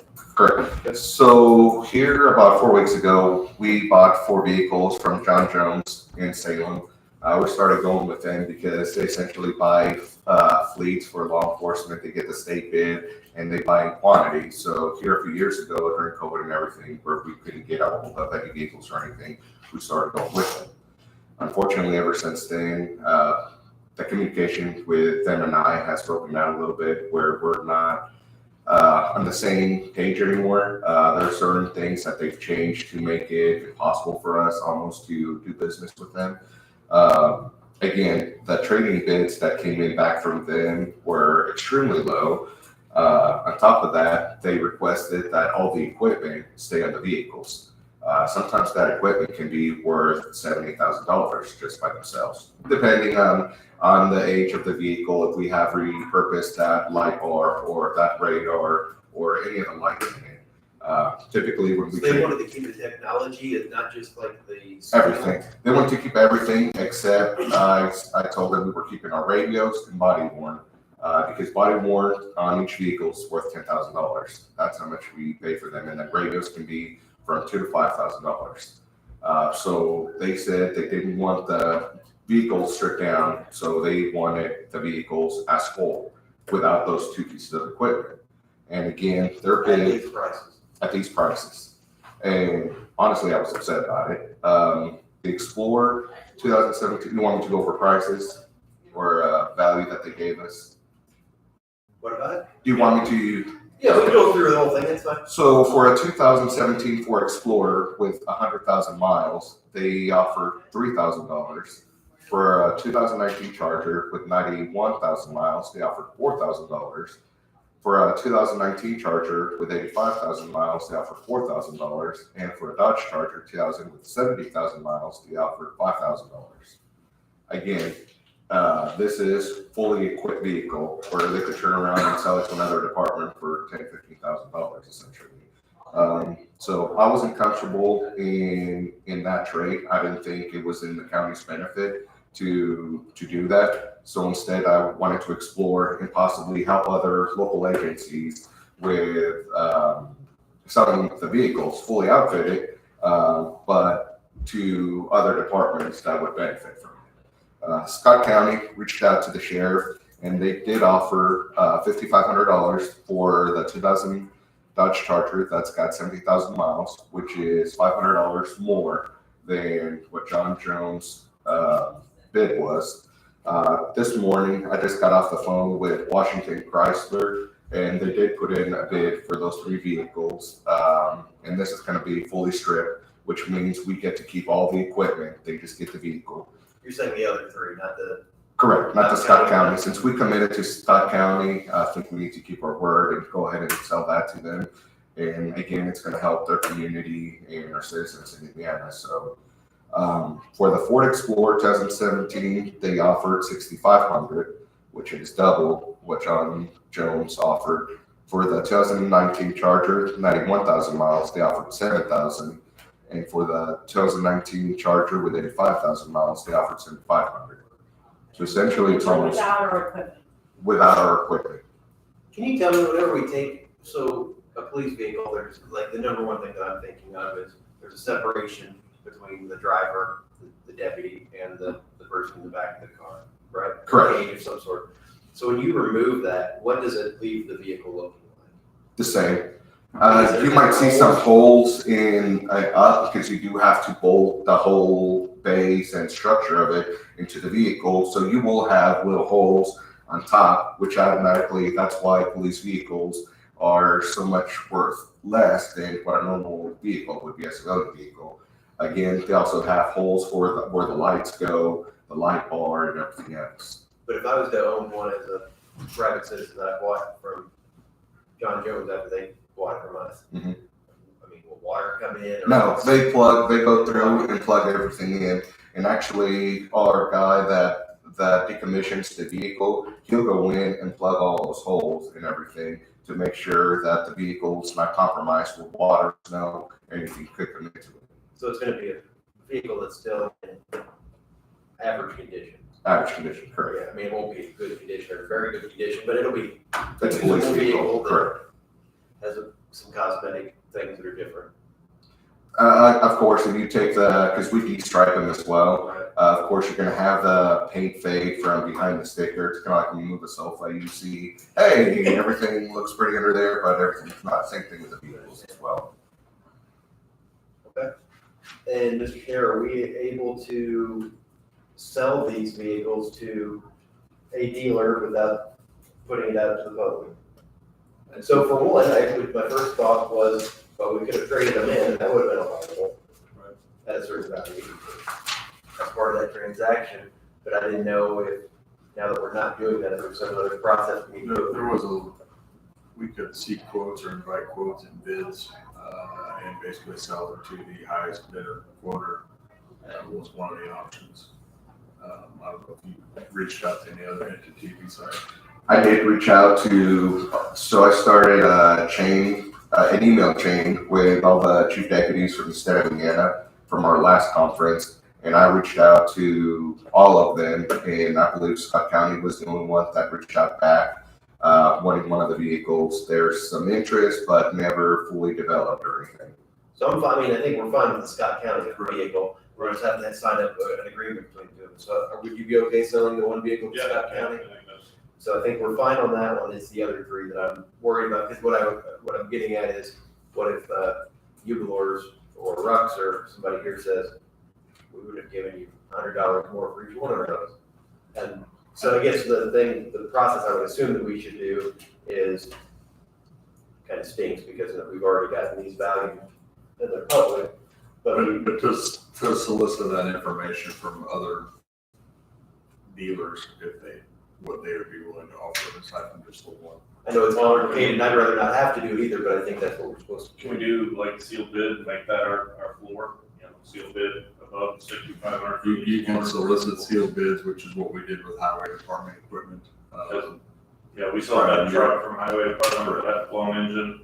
Basically, they mailed them in, we opened them up, and then The highest bid got the highest bid got the property. So I hate giving you any more work, because you could have just traded them in, but you're trying to do something good for the benefit of Du Bois County or other units. And so to make you. Which is appreciated, but the goal of the statute is to do as much good as we can. So if somebody would give you more, then that's even better for the department. And Absolutely. So And he can do that because of the value of these. He can do it informally, can't he? I believe so, To yes. businesses. So if you were to send an email to, just the local dealers, I mean, you have to solicit 3 usually, is that what it is? When you're unloading it, I think you can ask anybody that you, again, like what we did on the highway, and I'm sorry, unless you printed off those statutes, then you have them. I do. Yeah, I see it. We don't know. individual. We just got find together.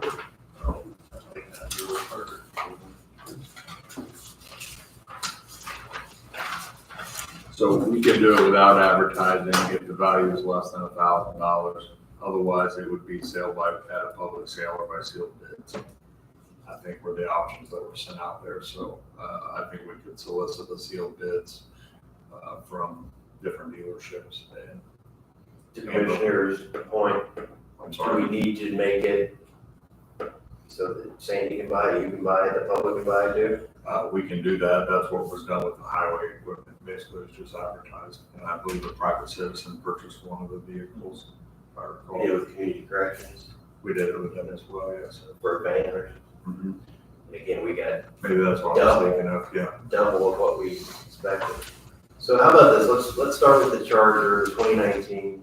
I'll move that we approve the sale to Scott County for $5,500 of the 2019 Dodge Charger, the serial number that's listed here. Ending in 7668. Yes, sir. Motion. That's a motion. A second. All in favor, say aye. Aye. Aye, motion carries. And then So, Mr. Schneider, when that happens, is this something that you would work on the So- advertisement with him, or? I can discuss that with him, yes, and what we did, but I'll have to refresh my memory, we have community corrections over the highway department, but, I think soliciting those bids, and it can include the individuals you've spoken to. And try to have that maybe, I'll see if there's an advertising requirement, if it's something we can have done at our next meeting, by July the 15th, if they're due back by then. So again, I apologize for the extra No worries, Commissioner. pass on how it works, but That's how we need to go by the statute, so. And then have you been in conversations with Scott County, do you know when they're, so in order for that to take place, I've prepared a resolution for this board as well as Scott County Board of Commissioners that are identical to one another, more or less. This board could go ahead and pass that today if you wanted to, or we can try to facilitate that with Scott County and do it at our next meeting. I've not printed it yet. I just got the vehicle number and been included in it now. So Scott County is ready to essentially write us a check at any time, but we told them to hold off until the resolution was passed or until, again, this is new waters for us. We usually traded it before and stuff, but I didn't think that it would, I'd rather do this 3 more times than do injustice to our county and So I Right, believe for the that, dollar. we can go ahead and pass our resolution today. I can get it printed off. Then we can forward that on up to Scott County. They can pass theirs, and whenever we have both of those resolutions passed, that transfer can take place. Are you connected to the HR printer? I'm about to just email it to Marky. That's what he does, and like prints it. Yeah, it's usually how I get it done. Okay, so we'll go ahead and we'll pass that resolution today unless there's some crazy language in it, which I wouldn't expect there would be. It probably just says that we are trying to do this by these terms, right? Okay, so we'll need a resolution number. And if you got one, if you can call over, I'll go ahead and include that here. Again, I want to express my gratitude to yourself and the sheriff for being thoughtful and conservative in this way, because it's going to double the amount of the value that we get from the more. So it's a little extra hassle, but that's part of government work. Absolutely. So we, All right, combine. so I guess we don't need a motion necessarily, -09. but you'll have our, I guess we just ask that you work with Mr. Schneider and absolutely. facilitate the sale of these vehicles, and hopefully we'll do it as soon as we can. I don't know what the time frame on this kind of thing is, but Do you want us to be back by July 15th with sold bids, or do we have to have a minimum? I'll have to see what the advertisement requirement is for that. It might be 30 days, actually. Yeah, if it's that length of time, or we gotta come back and on support. so as soon as we can, whatever the minimum is, we'll do that. I need time to decommission the vehicles and everything else, so that should be perfect. Okay, good. Yeah, was the mileage on the Explorer? I got 91,000, 100,000. 100,000. 100,000. Okay. I have a question. I forgot it now. Oh, I know what it was. I think CUNCAP probably purchased these vehicles, so the check would go back to CUNCAP. Wherever it came from, then. I know the sheriff did talk about lending out the Ford Explorer to community corrections, and then once they were done, they could give it back. But if we're having to advertise then again on sealed bids, I'd rather just do it now and get rid of those 3 vehicles. I'm not sure how long they would have it for, or even how long they would need it for. But I'd rather just get rid of the vehicles now, rather than have to come back in 2 years or another year and have to resubmit bids for the vehicles. So were you, I didn't understand from the, Okay, thank you. from the emails that have gone through it, so community corrections didn't want the vehicle to keep? No, they just wanted to borrow it for a little while. Yeah, whatever you work out with them is fine with me. Okay, so resolution number 2024-09, a resolution of the Board of Commissioners declaring the 2019 Dodge Charger with the given vehicle identification number ending in 7668. We're declaring it surplus, that it can be transferred to Scott County Board of Commissioners.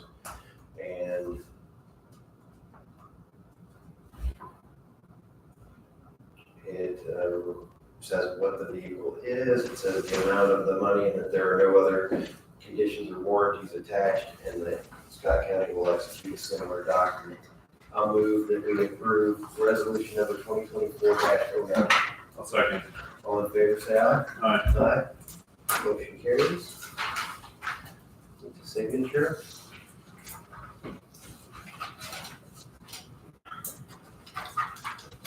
So I just emailed this to Scott County to have their commissioner sign off on it as That's their well. next meeting, and I'd send it to you or we can forward it on.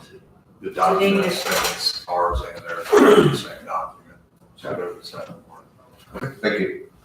Okay, so while you're here, is the sheriff gonna, I know he said he had a 10 o'clock meeting, is he gonna come to talk about security or anything, or are you going to talk to us? No, about it? he had, Jeff Barton and he couldn't be here. Okay. I can try to answer any questions that you would have.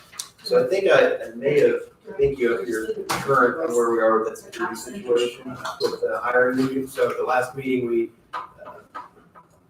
I'm not sure exactly how it's worded in the minutes, but the sheriff came in, we discussed it, we said we will support this as long as we get job descriptions, which we have. Correct. That we have a policy manual, which we have.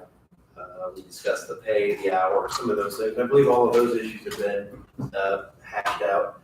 My final concern was that I wanted to ensure that the judges were going to be, the judge and the sheriff were both going to be satisfied with what the plan is. And I believe I have confirmation from both judges. One I spoke with on the phone, another one I have an email from that they said, as long as what's in the policy manual happens every day, and that there's communication between the security staff and the court staff, and that, I mean, it goes through everything from sweeps of the building and scanning of people when they come in. I mean, it's comprehensive enough that if the judges were satisfied that if communication is there and that everything that's in the policy manual happens every day, that they'll be satisfied with it. Correct. So I'm satisfied to proceed with what we discussed previously and what we're talking about now, if you are. Any other discussion or questions on that?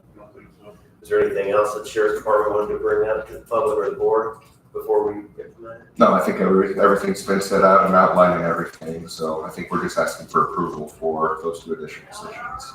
That's specific.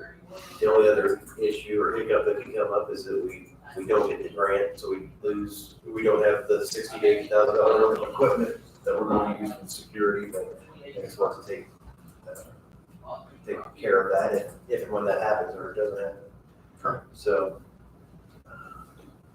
trying to think if there's anything else that we need to just consider before moving on. I don't believe there is. So I'll go ahead and make the motion that we create 2 additional court security positions as outlined in the sheriff's security policy. Second. Okay, so we have first and a second, and just again for the record, that these will be security folks that will be responsible for security for the whole courthouse grounds, and the county annex building. I think one of the things that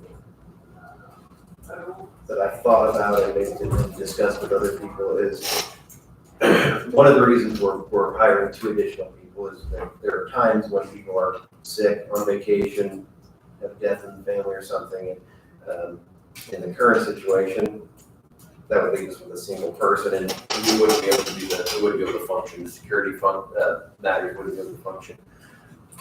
I guess my concern was, I think the sheriff said he was going to make all 4 of these people, the position, for lack of a better term, would be courthouse security. That's going to be their thing. In the past, they were jailers.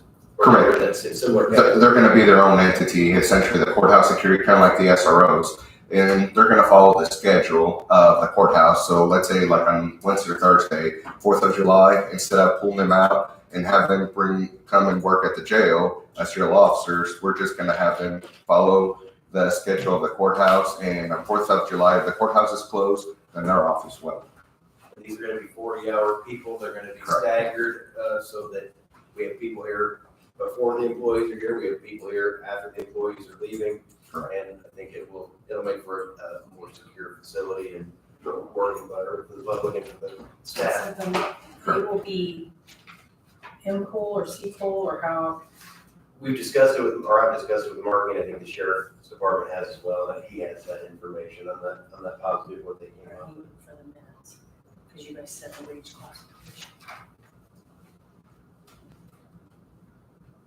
I would say probably ask HR after the fact, I don't want to misspeak.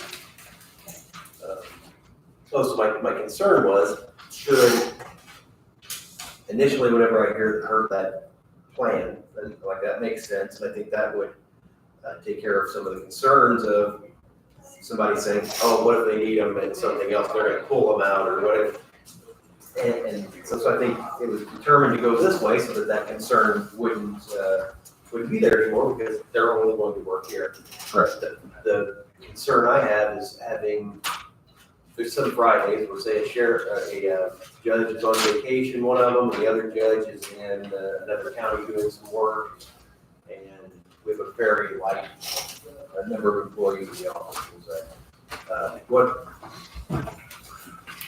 my fear is that there's going to be times when we have a lot of staff and not a lot of work for the security people. So I didn't know if it would make sense to have the chief security officer be a deputy as well, or have him be some other thing so that he can go to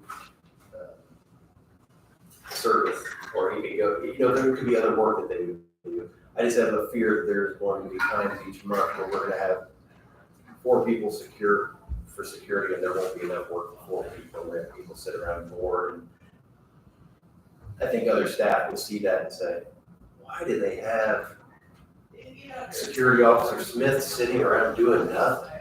And I think it could just be, I don't know that it would be good for morale and different things. What are your thoughts on that? Initially, there's going to be officers sitting around all the time because they're going to have to man the body scanner, and they're going to have to man the security for purses and everything Sure. there. So you will have somebody there no matter what, at least 1 or 2 people sitting down there. And then the other 2 can be roaming around and stuff like that.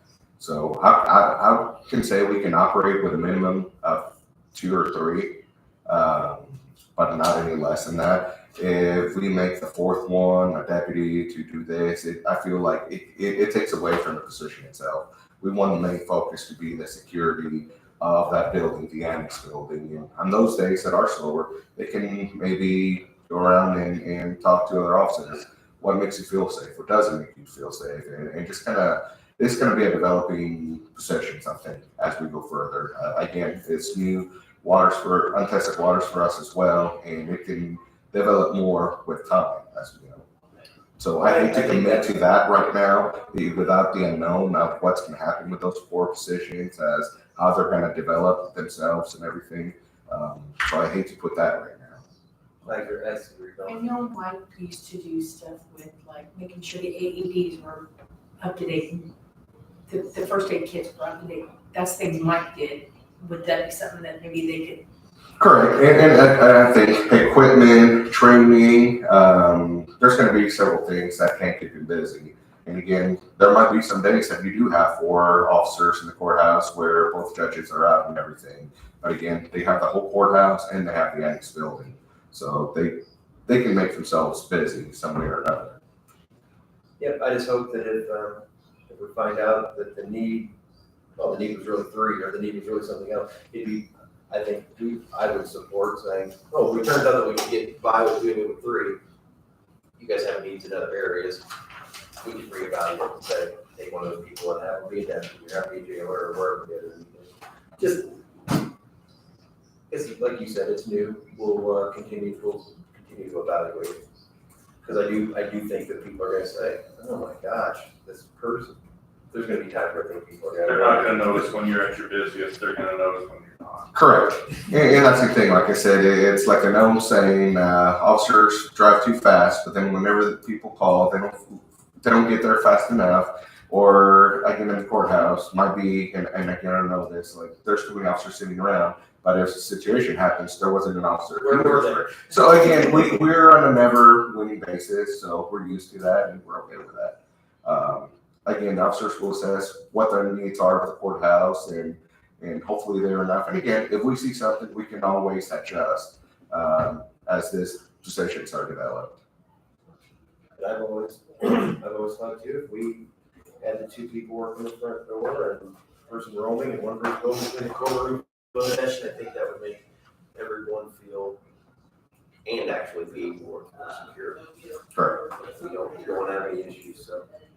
So we had a motion, we never approved it, so we had a second it. All in favor of the motion, say aye. Aye. Aye. The motion passes, so thank you for that. Thank you again for your efforts on the vehicles. Thank you for your efforts on the security of the courthouse. Hopefully it works as well as we think it can. I hope so too. Anything else you want to share with us today? That should be all. Thank you guys for your time. I appreciate it. Okay, thank you. Thank you. Have a good morning. Keep in touch. Most positions are immediate or Yes, there are advertising for them, so we'll. so I just have to, advertise for the commission, for the council to approve. Maybe on a slow week, they could do some comp hours to cover a Saturday where we have to leave the rest of them. You know, something. But they can kind of just walk around.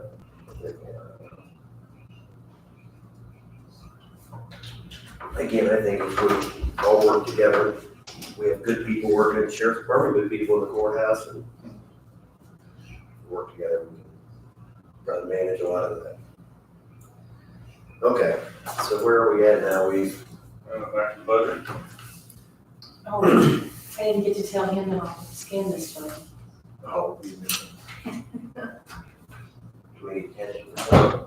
I'm just gonna give him the copy that you guys signed. All right, so Sandy, are you ready to move back into the budget, or you wanna use the middle of the? Okay, we stopped at, State institution. 03019. State institutions. To pay to hold the juveniles and our mental health for the courts. That was one of them that I just questioned on this last payment, because we had $3,000 go to Logan's Court and $3,000 go somewhere else. So these are just expenses that we're just gonna have. So it does look like we've not spent very much out of there. But there's been times when we've spent more. Just depends on how, who we're holding and how long.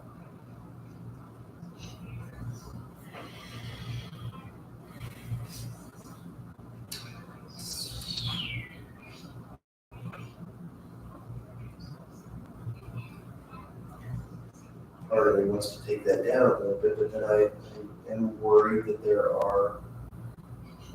It's a crystal ball. there's so in Knox County, I believe the place that used to take children there was shutting down, but now I've heard that it was going to be taken up by a private company. I don't know. I'd say it doesn't seem like we're using a whole lot of it this year. I don't remember ever asking for having an additional appropriation, so I'm sure we do use more or less than a given year, but I'd be okay with taking that down $5,000. That's fair.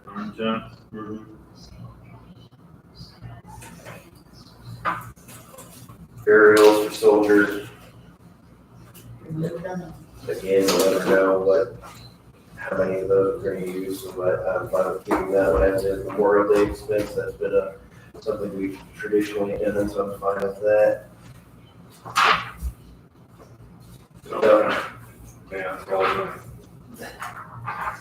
I don't even know why that's on there. Didn't we use it for a placeholder for some Isn't reason? it for a statute or something? I don't know. I think there's a reason, because I've looked into that one before, they said you have to have it, so. All right, dues and subscriptions, what are we talking about here? That's your dues for like ACO, AIC, those kind of things, and it's also subscriptions would be. I don't know if you're giving a subscription, IMLA, that's his, That's my his Municipal dues. Lawyers Association. okay, ICC, I know what that one is. DuBois County, do we have a DuBois Spencer County Publishing, where we get certain news delivered for notices and NACO, that's one of our. We do. I think we pay your, what do you use it in December? It's feeling better. Okay, I'm fine with leaving that there, change of venue, They're required to have that. examination of records. If you change venues, we just gotta change the name from another county that we were charged on.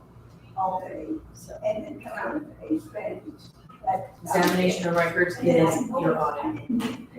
We have to pay everybody's audit, and we recoup everybody's at settlement time, but you still have to pay the counties. And you just saw the charges for that.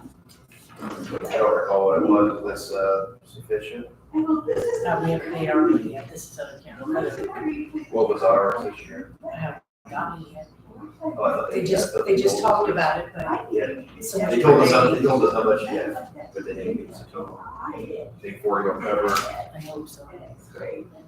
But we do put money back in that line item as we recoup it at settlement time. Sure. That's why. So there may be time before we pay it out. We We're in deficit. We pay all entities and it goes deficit until they recoup it at settlement time, then it goes, we put it back. Except our share.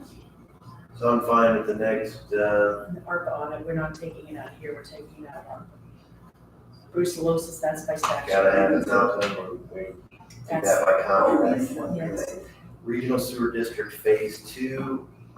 It shows that there was no budget, but there was an We adjustment. had a budget last year, I believe, and we encumbered the money, and that's what that is. I believe that's right. So we could probably remove that, right? By spring, that's gonna That's be one of whatever by the, it's by statute. statute, so I'll have to put that in when I get it in July. Operating, and that's where we are there. Countywide transportation, that's Right Solutions, and we've already made that decision at another meeting. Is it 14 or do we go higher? I don't know, I'd have to check the minutes, I don't know if that was one where we added $1,000 to it. I think we added 1,000, but I'd have to go back through to double check. Here it is.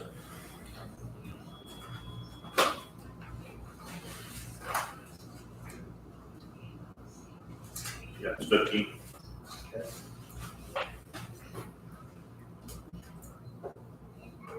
Find it out here, dude.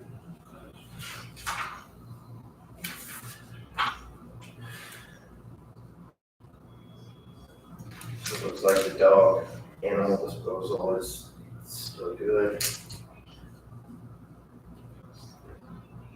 So what is? It's the volunteer adults where they supervise.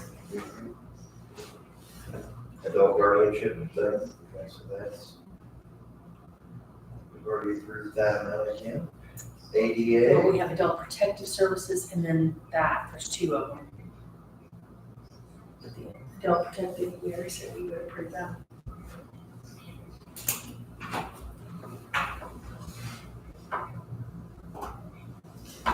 Solid-based, we said we do that one.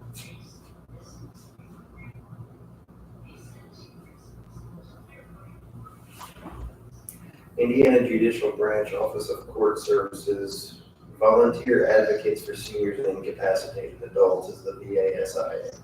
So I think that's the one that Judge Burkham came over several years ago and said it was important that we did that, so I'm satisfied to keep with that. ADA, I'm fine with that. Promotional fund, fine with that. Weed control, I don't think Mr. Berg has asked for anything additional there, so we're fine. Well, we were doing, well, it's 1,500, we moved it up. We were doing, it used to be 600 and something. We were doing flyers. So, Yeah, I think it was just in the hundreds previously. Contractual computer consultant. I think we're up for renewal, our contract as well. Do we just pay them quarterly? Yes. So we've only paid 1 quarter so far. All quarters, it's November 7th. It starts November. So you think that amount is is fine for now, or should we add a little to it? Unless the contract changes as well, I don't know.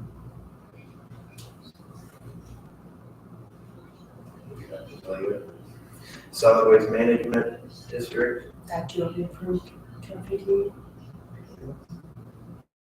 so employee assistance, EAP there. That's not, yeah. So we have 4,700 there, and then up here we have telehealth services. So those, okay, I understand. Telehealth is the medical, this would be the mental health. Right? Yes. So one will be Southern Hills, and one will be just teledoc, basically. Yes. Okay.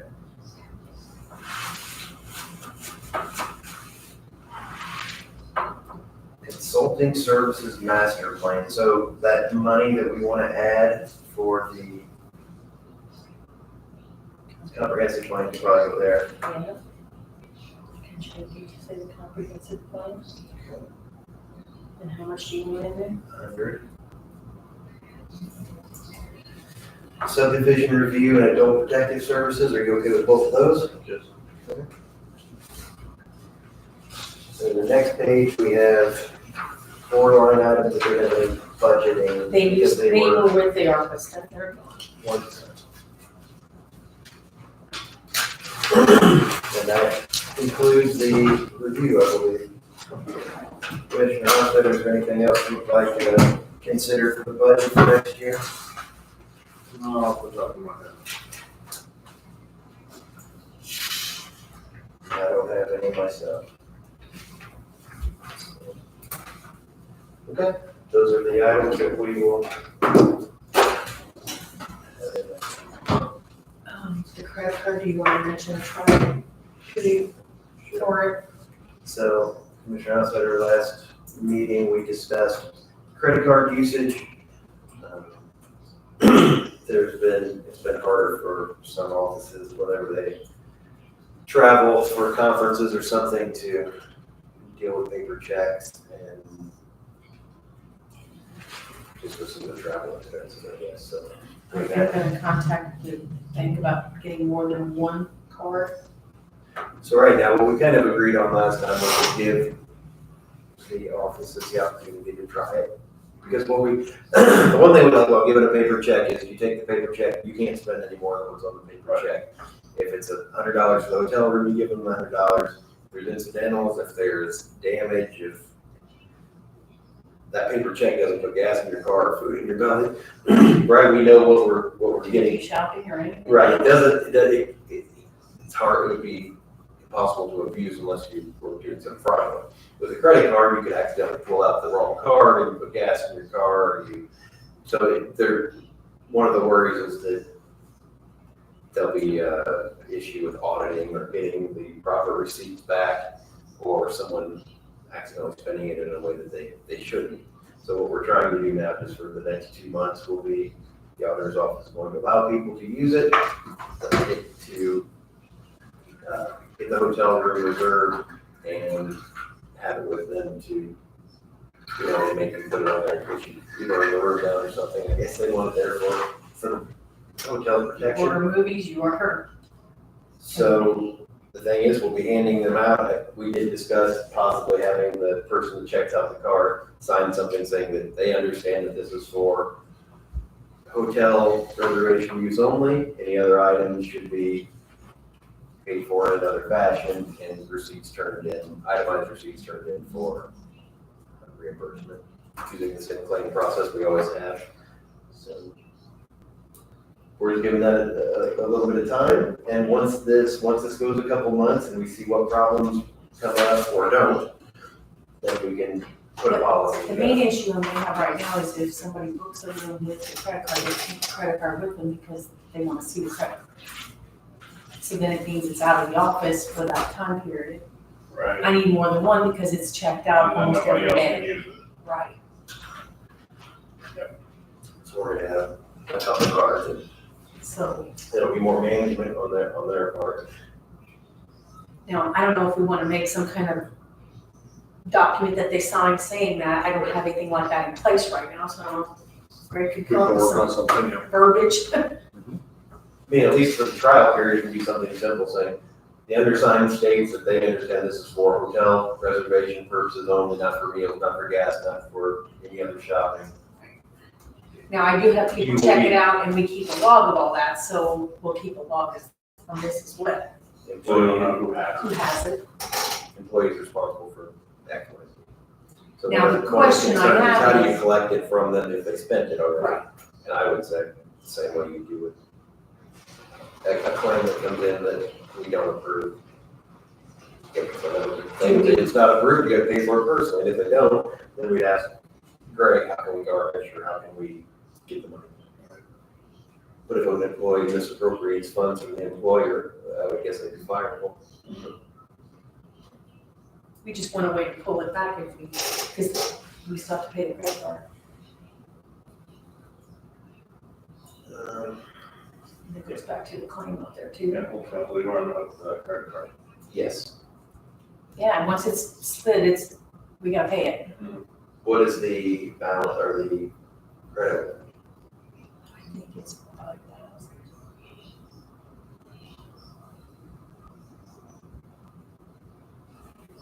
And if it doesn't work, like I told the people in the office on Friday, then we'll go back to paper checks until we find a better solution. Or they use their personal credit card. Which I said, I don't feel great about that because I'm sure there are some employees that are living paycheck to paycheck and don't have good credit. They don't, that may not be an option. It may be an embarrassment if, We use a system at work called Idlite. That you put all your expenses into, you can put them in that, like from your phone on an app as you're doing stuff, but it's all on our own personal. And then we get reimbursed. So, but it all gets turned in through that. so if you travel and you went to McDonald's and got a $12 meal, you take a picture of the receipt then, it goes into that system and checks it that. Yes, if you do it that way, but we get per diem. So, yeah, so we don't necessarily have to keep the meal receipts unless we take out a client or something. So when you're traveling, they'll say, you get $20 for a meal. So hotel parking, or not parking, but if airport charges for parking, that's something I'm in on the card, I got a receipt, I'm gonna turn that back in. That's not, an everyday expense. So they, for paperwork purposes, they say you get a certain amount every day, you spend it or you don't spend it when you're traveling. And if you spend more than that amount, then that would be when you return a claim. Otherwise, you just don't. And even if I do spend more than an amount, if I budgeted to eat McDonald's lunch, say I got $15 for lunch, my lunch was 20, that extra lunch on me, I get it. because You chose to eat somewhere more expensive, right? So one of the issues we had too is that there's some people that we get a receipt for $6 for a coffee. A non-itemized receipt. And those are not, because you have to have that. We have to have an itemized receipt. The person that brought back an itemized That needs to receipt. be in there, that Or we their have those meals. receipts. So I think that's just kind of a work in progress. If we get that checkout letter so that people know where they're at. Now, I know I've had some pushback on departments saying, well, I had to go to Indianapolis and you didn't feed me. Well, that's not in our travel policy. You have to spend the night. If they're there and back. They pay for their own food. Yeah, they drive up and back in a day, so. But that, in our travel policy says you must spend the night in order to. It's kind of a, allowed to do a per diem. we probably could, but I mean, the nice thing about that is if you figure out, what's your average expense, if I'm on the road, I'm gonna spend a little above what I would spend if I'm at home, but, there's days I go to lunch at McDonald's when I'm here at work, there's some days I take my lunch, it's help I cover the above and beyond. I mean, we had per diems many years ago, but I don't know what changed, I don't know why it changed, but I think anybody on travel status would start pulling cash. We can call it that. So they'll pull it, I want my per diem, whether they use it or not, now they have to use it. I guess I don't have a problem with them pulling that per diem if they're on the road. Some of them will spend more than that and pull the per diem, and some will spend less and pull the per diem. But ultimately, we know what we're gonna spend. So you're As saying- far as we're budgeting, when they turn in a claim, it'll say, I traveled 3 days. yeah, We send them $20 a day or 50, 100, whatever it is. Because right now we're at $50 a day. Right. But if I go to my conference and they feed me, I don't pull any money. Well, and, yeah, we're not supposed to either, like, we have a client that feeds us, but. I mean, You're not supposed to do what? At a certain point, you gotta just trust people to do it right. They don't, we can't control their moves. But that's not what the handbook says now, so unless you want to change handbook, wait till the handbook. I'm good taking this incremental step, see what happens in the next 2 months, and if it works out, great, if it doesn't. So does the handbook address credit cards at all? We have a credit card policy.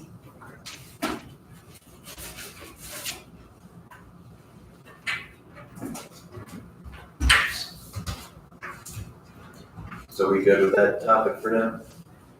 Okay, so speaking of credit cards, so I had a discussion with the health department recently. They, as you're aware, the state is giving them significant increases in funding that they've had in years past. He also has some grants and other items that he's, I don't know if it'll be this way forever, but over the next at least year and a half, he's going to have a lot of spending to do to upfit the vacated 911 area. They're doing like a kitchen, they're doing exercise equipment, they're doing some things where they can bring in a class and say, here's how you prepare a healthy meal, here's how you, here's that, you know, give you the information on exercising. I don't know the whole details of it, but I talked to him on last week one day, and I don't know the numbers off the top of my head exactly, but we'll say that he has $160,000 in spending that he's gonna do over the next year of buying items. And currently, if he wants to buy things on Amazon, for example, he has to call in the auditor's office and say, I wanna spend $3,000, is it available? Because we only have such a budget item, and other offices use it too. And the auditor's office will say, yes, it's available, no, it's not available, or you can only spend $1,000, or you can Depends spend. on how much we have available at that time, because other departments use too. Right, and there's been a little bit of, I guess, some issues. He thought he could spend a certain amount, but then somebody else turns in and claims about the amount that he can spend as it goes down. And I just think it's probably going to be a hassle for the auditor's office and for his office over the next couple of years if we don't do something a little differently. So he had a suggestion, there's something called Spend Bridge that's some kind of, I think some state agencies use it, and But I thought there was an issue with that because he wants to use, it's through Amazon Amazon is one of the vendors that, in SpendBridge, and it's something to do with his email. I don't know, some kind of issue, but I don't remember what it was. so right now, because we've had issues before, multiple offices having, if you remember, I don't know, in the last year, there were like 6 employees that used their DuBoisCountyIN.org address for their Amazon. For personal use, I mean, you can walk with that. So that now if I want to sign up for an Amazon account, I can't use that email address. They will say no, because we only have the one account. So if he wanted to go do sign up for one on his own, he couldn't. Which is good. Which is a good It'll thing. block the DuBoisCountyIN.org, you can open it or we close it. So we So it can't be open to 2 email addresses, it's one or none, or one or all. well, as administrators, we can say what can happen. Like if I want to give you an account, we can. So you probably could open it for. Right, but I don't know how, but he can't set one up using that. So long story short, he said, well, the Spend Bridge thing is something that other people do, and you get a little extra discount if you go through this, and it's probably Amazon, Staples, national retailers, and you probably get something. I looked into it, I didn't feel real great about it. I don't think I learned, but I don't know if I got to understand it fully. But I thought that it may just be simpler if this is possible. That's why I want to bring it for discussion. If we could just increase the credit limit of the Amazon account by pull a number out of $10,000, and that $10,000 is reserved solely for the health department and whatever other amount, what is the limit now, 8,000? I don't know if you can do that because you can't departmentalize it. I mean, But I mean, you're tracking it already, so it would just be a thing where he knows that he has $10,000 well, but available. if you spend, I can't stop you from spending, and then he gets it, and then it's for him. I don't think we can do, I mean, But Stacy reviews everyone. she that does comes in, review everyone as they So come she in. can say no. I don't know if she has to approve each one. I thought she did. Maybe she does. See, I don't. So that's where I was saying that it wouldn't affect any, actually it would help everybody else because the health department wouldn't be taking their portion out of it anymore. And they would know how much they had. I just think that it's gonna be, there's been some back and forth where it's not worked out now. Well, I know it's, And it will be, And this is solely for Amazon? well, that's the number one. Amazon is used every day, all day. I And see all the receipts that come through on Amazon and they're in my email every day, 2 and 3, all the time. And he and I've talked about it. He says, you know, he buys furniture from local people and, but there's some things, like he said, I'm not gonna go to a local guy and pay $10 for a box of pens when they're $4, they're delivered to my house. So I said, I know there's at least one commissioner and at least one person on the council who's gonna say, we better be careful with what we're doing. It's unreal, the amount of stuff we buy on Amazon. Especially since Huffman Office doesn't come by anymore like they used to. All the office supplies, cleaning supplies, maintenance supplies.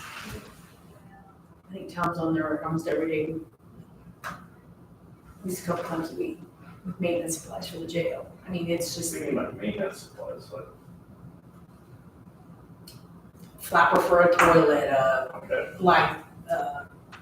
You're talking about Tom Blessinger. yes, Tom Blessinger, so yes. maintenance. I mean, I'm just saying. yeah, I was just trying to wrap my head around what maintenance supplies would be, that's, yeah, I get it. Tape roller, Yeah, I mean, tape. you name it, it's there. So I guess I think what would meet his need would be if it's possible to increase his credit limit by 10, or the credit limit of the Amazon account by $10,000 and By 10 or up to 10? by 10. So 10,000 plus what we have now. And and then the $10,000 can be reserved for their use only. Again, all the purchases that happen, Stacy, as my understanding is, it'll say, Tom Blessinger ordered a toilet flapper, a box of rubber gloves, and some paint. And she can say, and I think she does, and it's probably more of her day than she wants to deal with. Why are you buying rubber gloves, paint, and the toilet flapper? If say they didn't make sense. Right. Oh, or say it's those three things, and then there's Doritos on here. We're not buying Doritos for you. Yeah, we do, because sometimes commissary sells those. I mean, commissary items come out of there. I mean, it's just, it's, there's a lot of stuff through Amazon. If that is possible, is that something that you're satisfied to do? To increase that credit line? I think you know how I feel about Amazon. I mean, if you want to say no, I'm okay Yeah, with I that. think I want to know more about it, I'm just, I don't know. Well, how about this? Let us call and find out if we can and departmentalize in a way. I mean, that's gonna be a lot more tracking on our side. Yeah, because I'd like to have a better idea of what the spend on Amazon is for. Especially in the health department, if we're gonna raise their budget alone by $10,000 for Amazon, I wanna know what he's buying from Amazon. To $10,000. Just today, I saw a thing come through for tables. So I just sometimes think Amazon's it's the lazy way out, because I can go to Amazon and I can search it and it's always there. And sometimes it's cheaper. And I think on a lot of items it is, but sometimes it's not. And I understand it can save you a lot of time because it's one stop shop. But I don't know. So at this time, you're not ready to make any changes?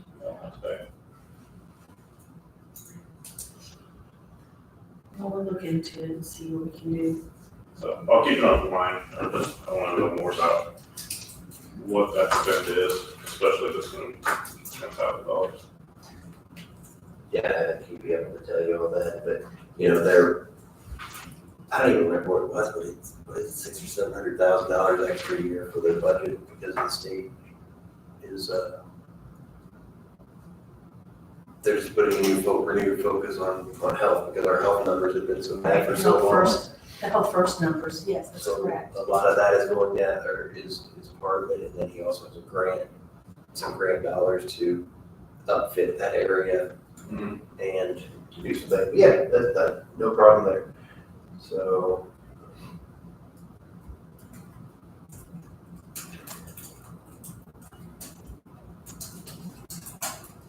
All right, next thing I'd like to bring up is this last week I signed some documents for national prescription opiate legislation, or litigation, I'm sorry. These were time-sensitive things that needed to be executed in order to participate in the latest opioid settlement, and this one was with Kroger. Yeah, so it's just something that the state has signed on to, and I signed it to make sure that DuBois County was in line to get the things that they need. Or, you know, our portion of that. Our fair share. Yes.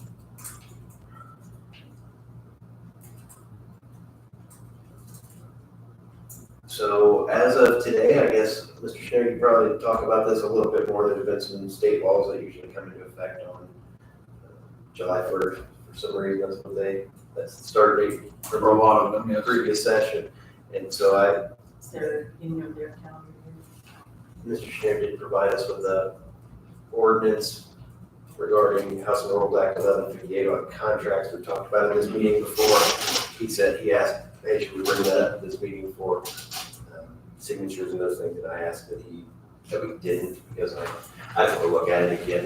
It was something that I brought up that's interesting to me, or that I want to make sure that we do, but I want to look at it a little more before we approve it, if that's all right with you. And I guess this last thing that we would have here is a claim that was turned in for $91.59 for some supplies for a retirement party. And we have to determine if we are going to approve and allow this. The request would come out of funds for the department that are from county general. Is that correct? And so I would say that I would move that we deny that payment. Well, our handbook does not say we can have money, we cannot spend money for parties. Doesn't approve us, let us close. I just don't think it's a legitimate government expense. I believe I would agree, and I think if we did not deny it, it would open up Normally, we do pitch-ins when we do stuff like that. So we may get phone calls on it or whatever, they'll say, why did you do it, why can't you do it, but that's fine. if we do it for one, we gotta do it for all, I think. It goes against our policies, so. And at what part do you stop, right? Is it, you've been here 10 years, been here 20 years, been here 15 years, you're retiring, you got a baby? Been here 6 weeks, but we really like you. Right, or you got married, or it's a holiday. We don't really retire. True. So, yeah, so I would say we deny the claim request. Mr. Schneider, what do you have for us this week? Nothing. We should go into that pretty quick then. Yeah, right, I can be efficient. All right, great. Auditor? Gave you everything I had. So did you make a motion to deny it or just say to deny it? Consensus denied. Yeah.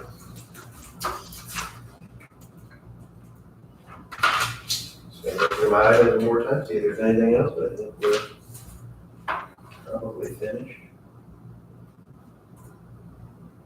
Oh, so again, I mentioned to you earlier about the sewer situation, so maybe you want to catch up with that lady to say, Gotcha. because you may be the one that has to give her the board members or that. I'm sure I need to get a hold of you anyways.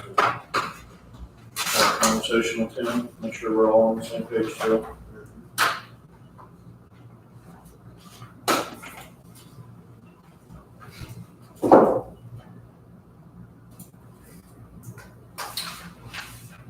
We are preparing budgets, so if something comes up, I'll just reach out.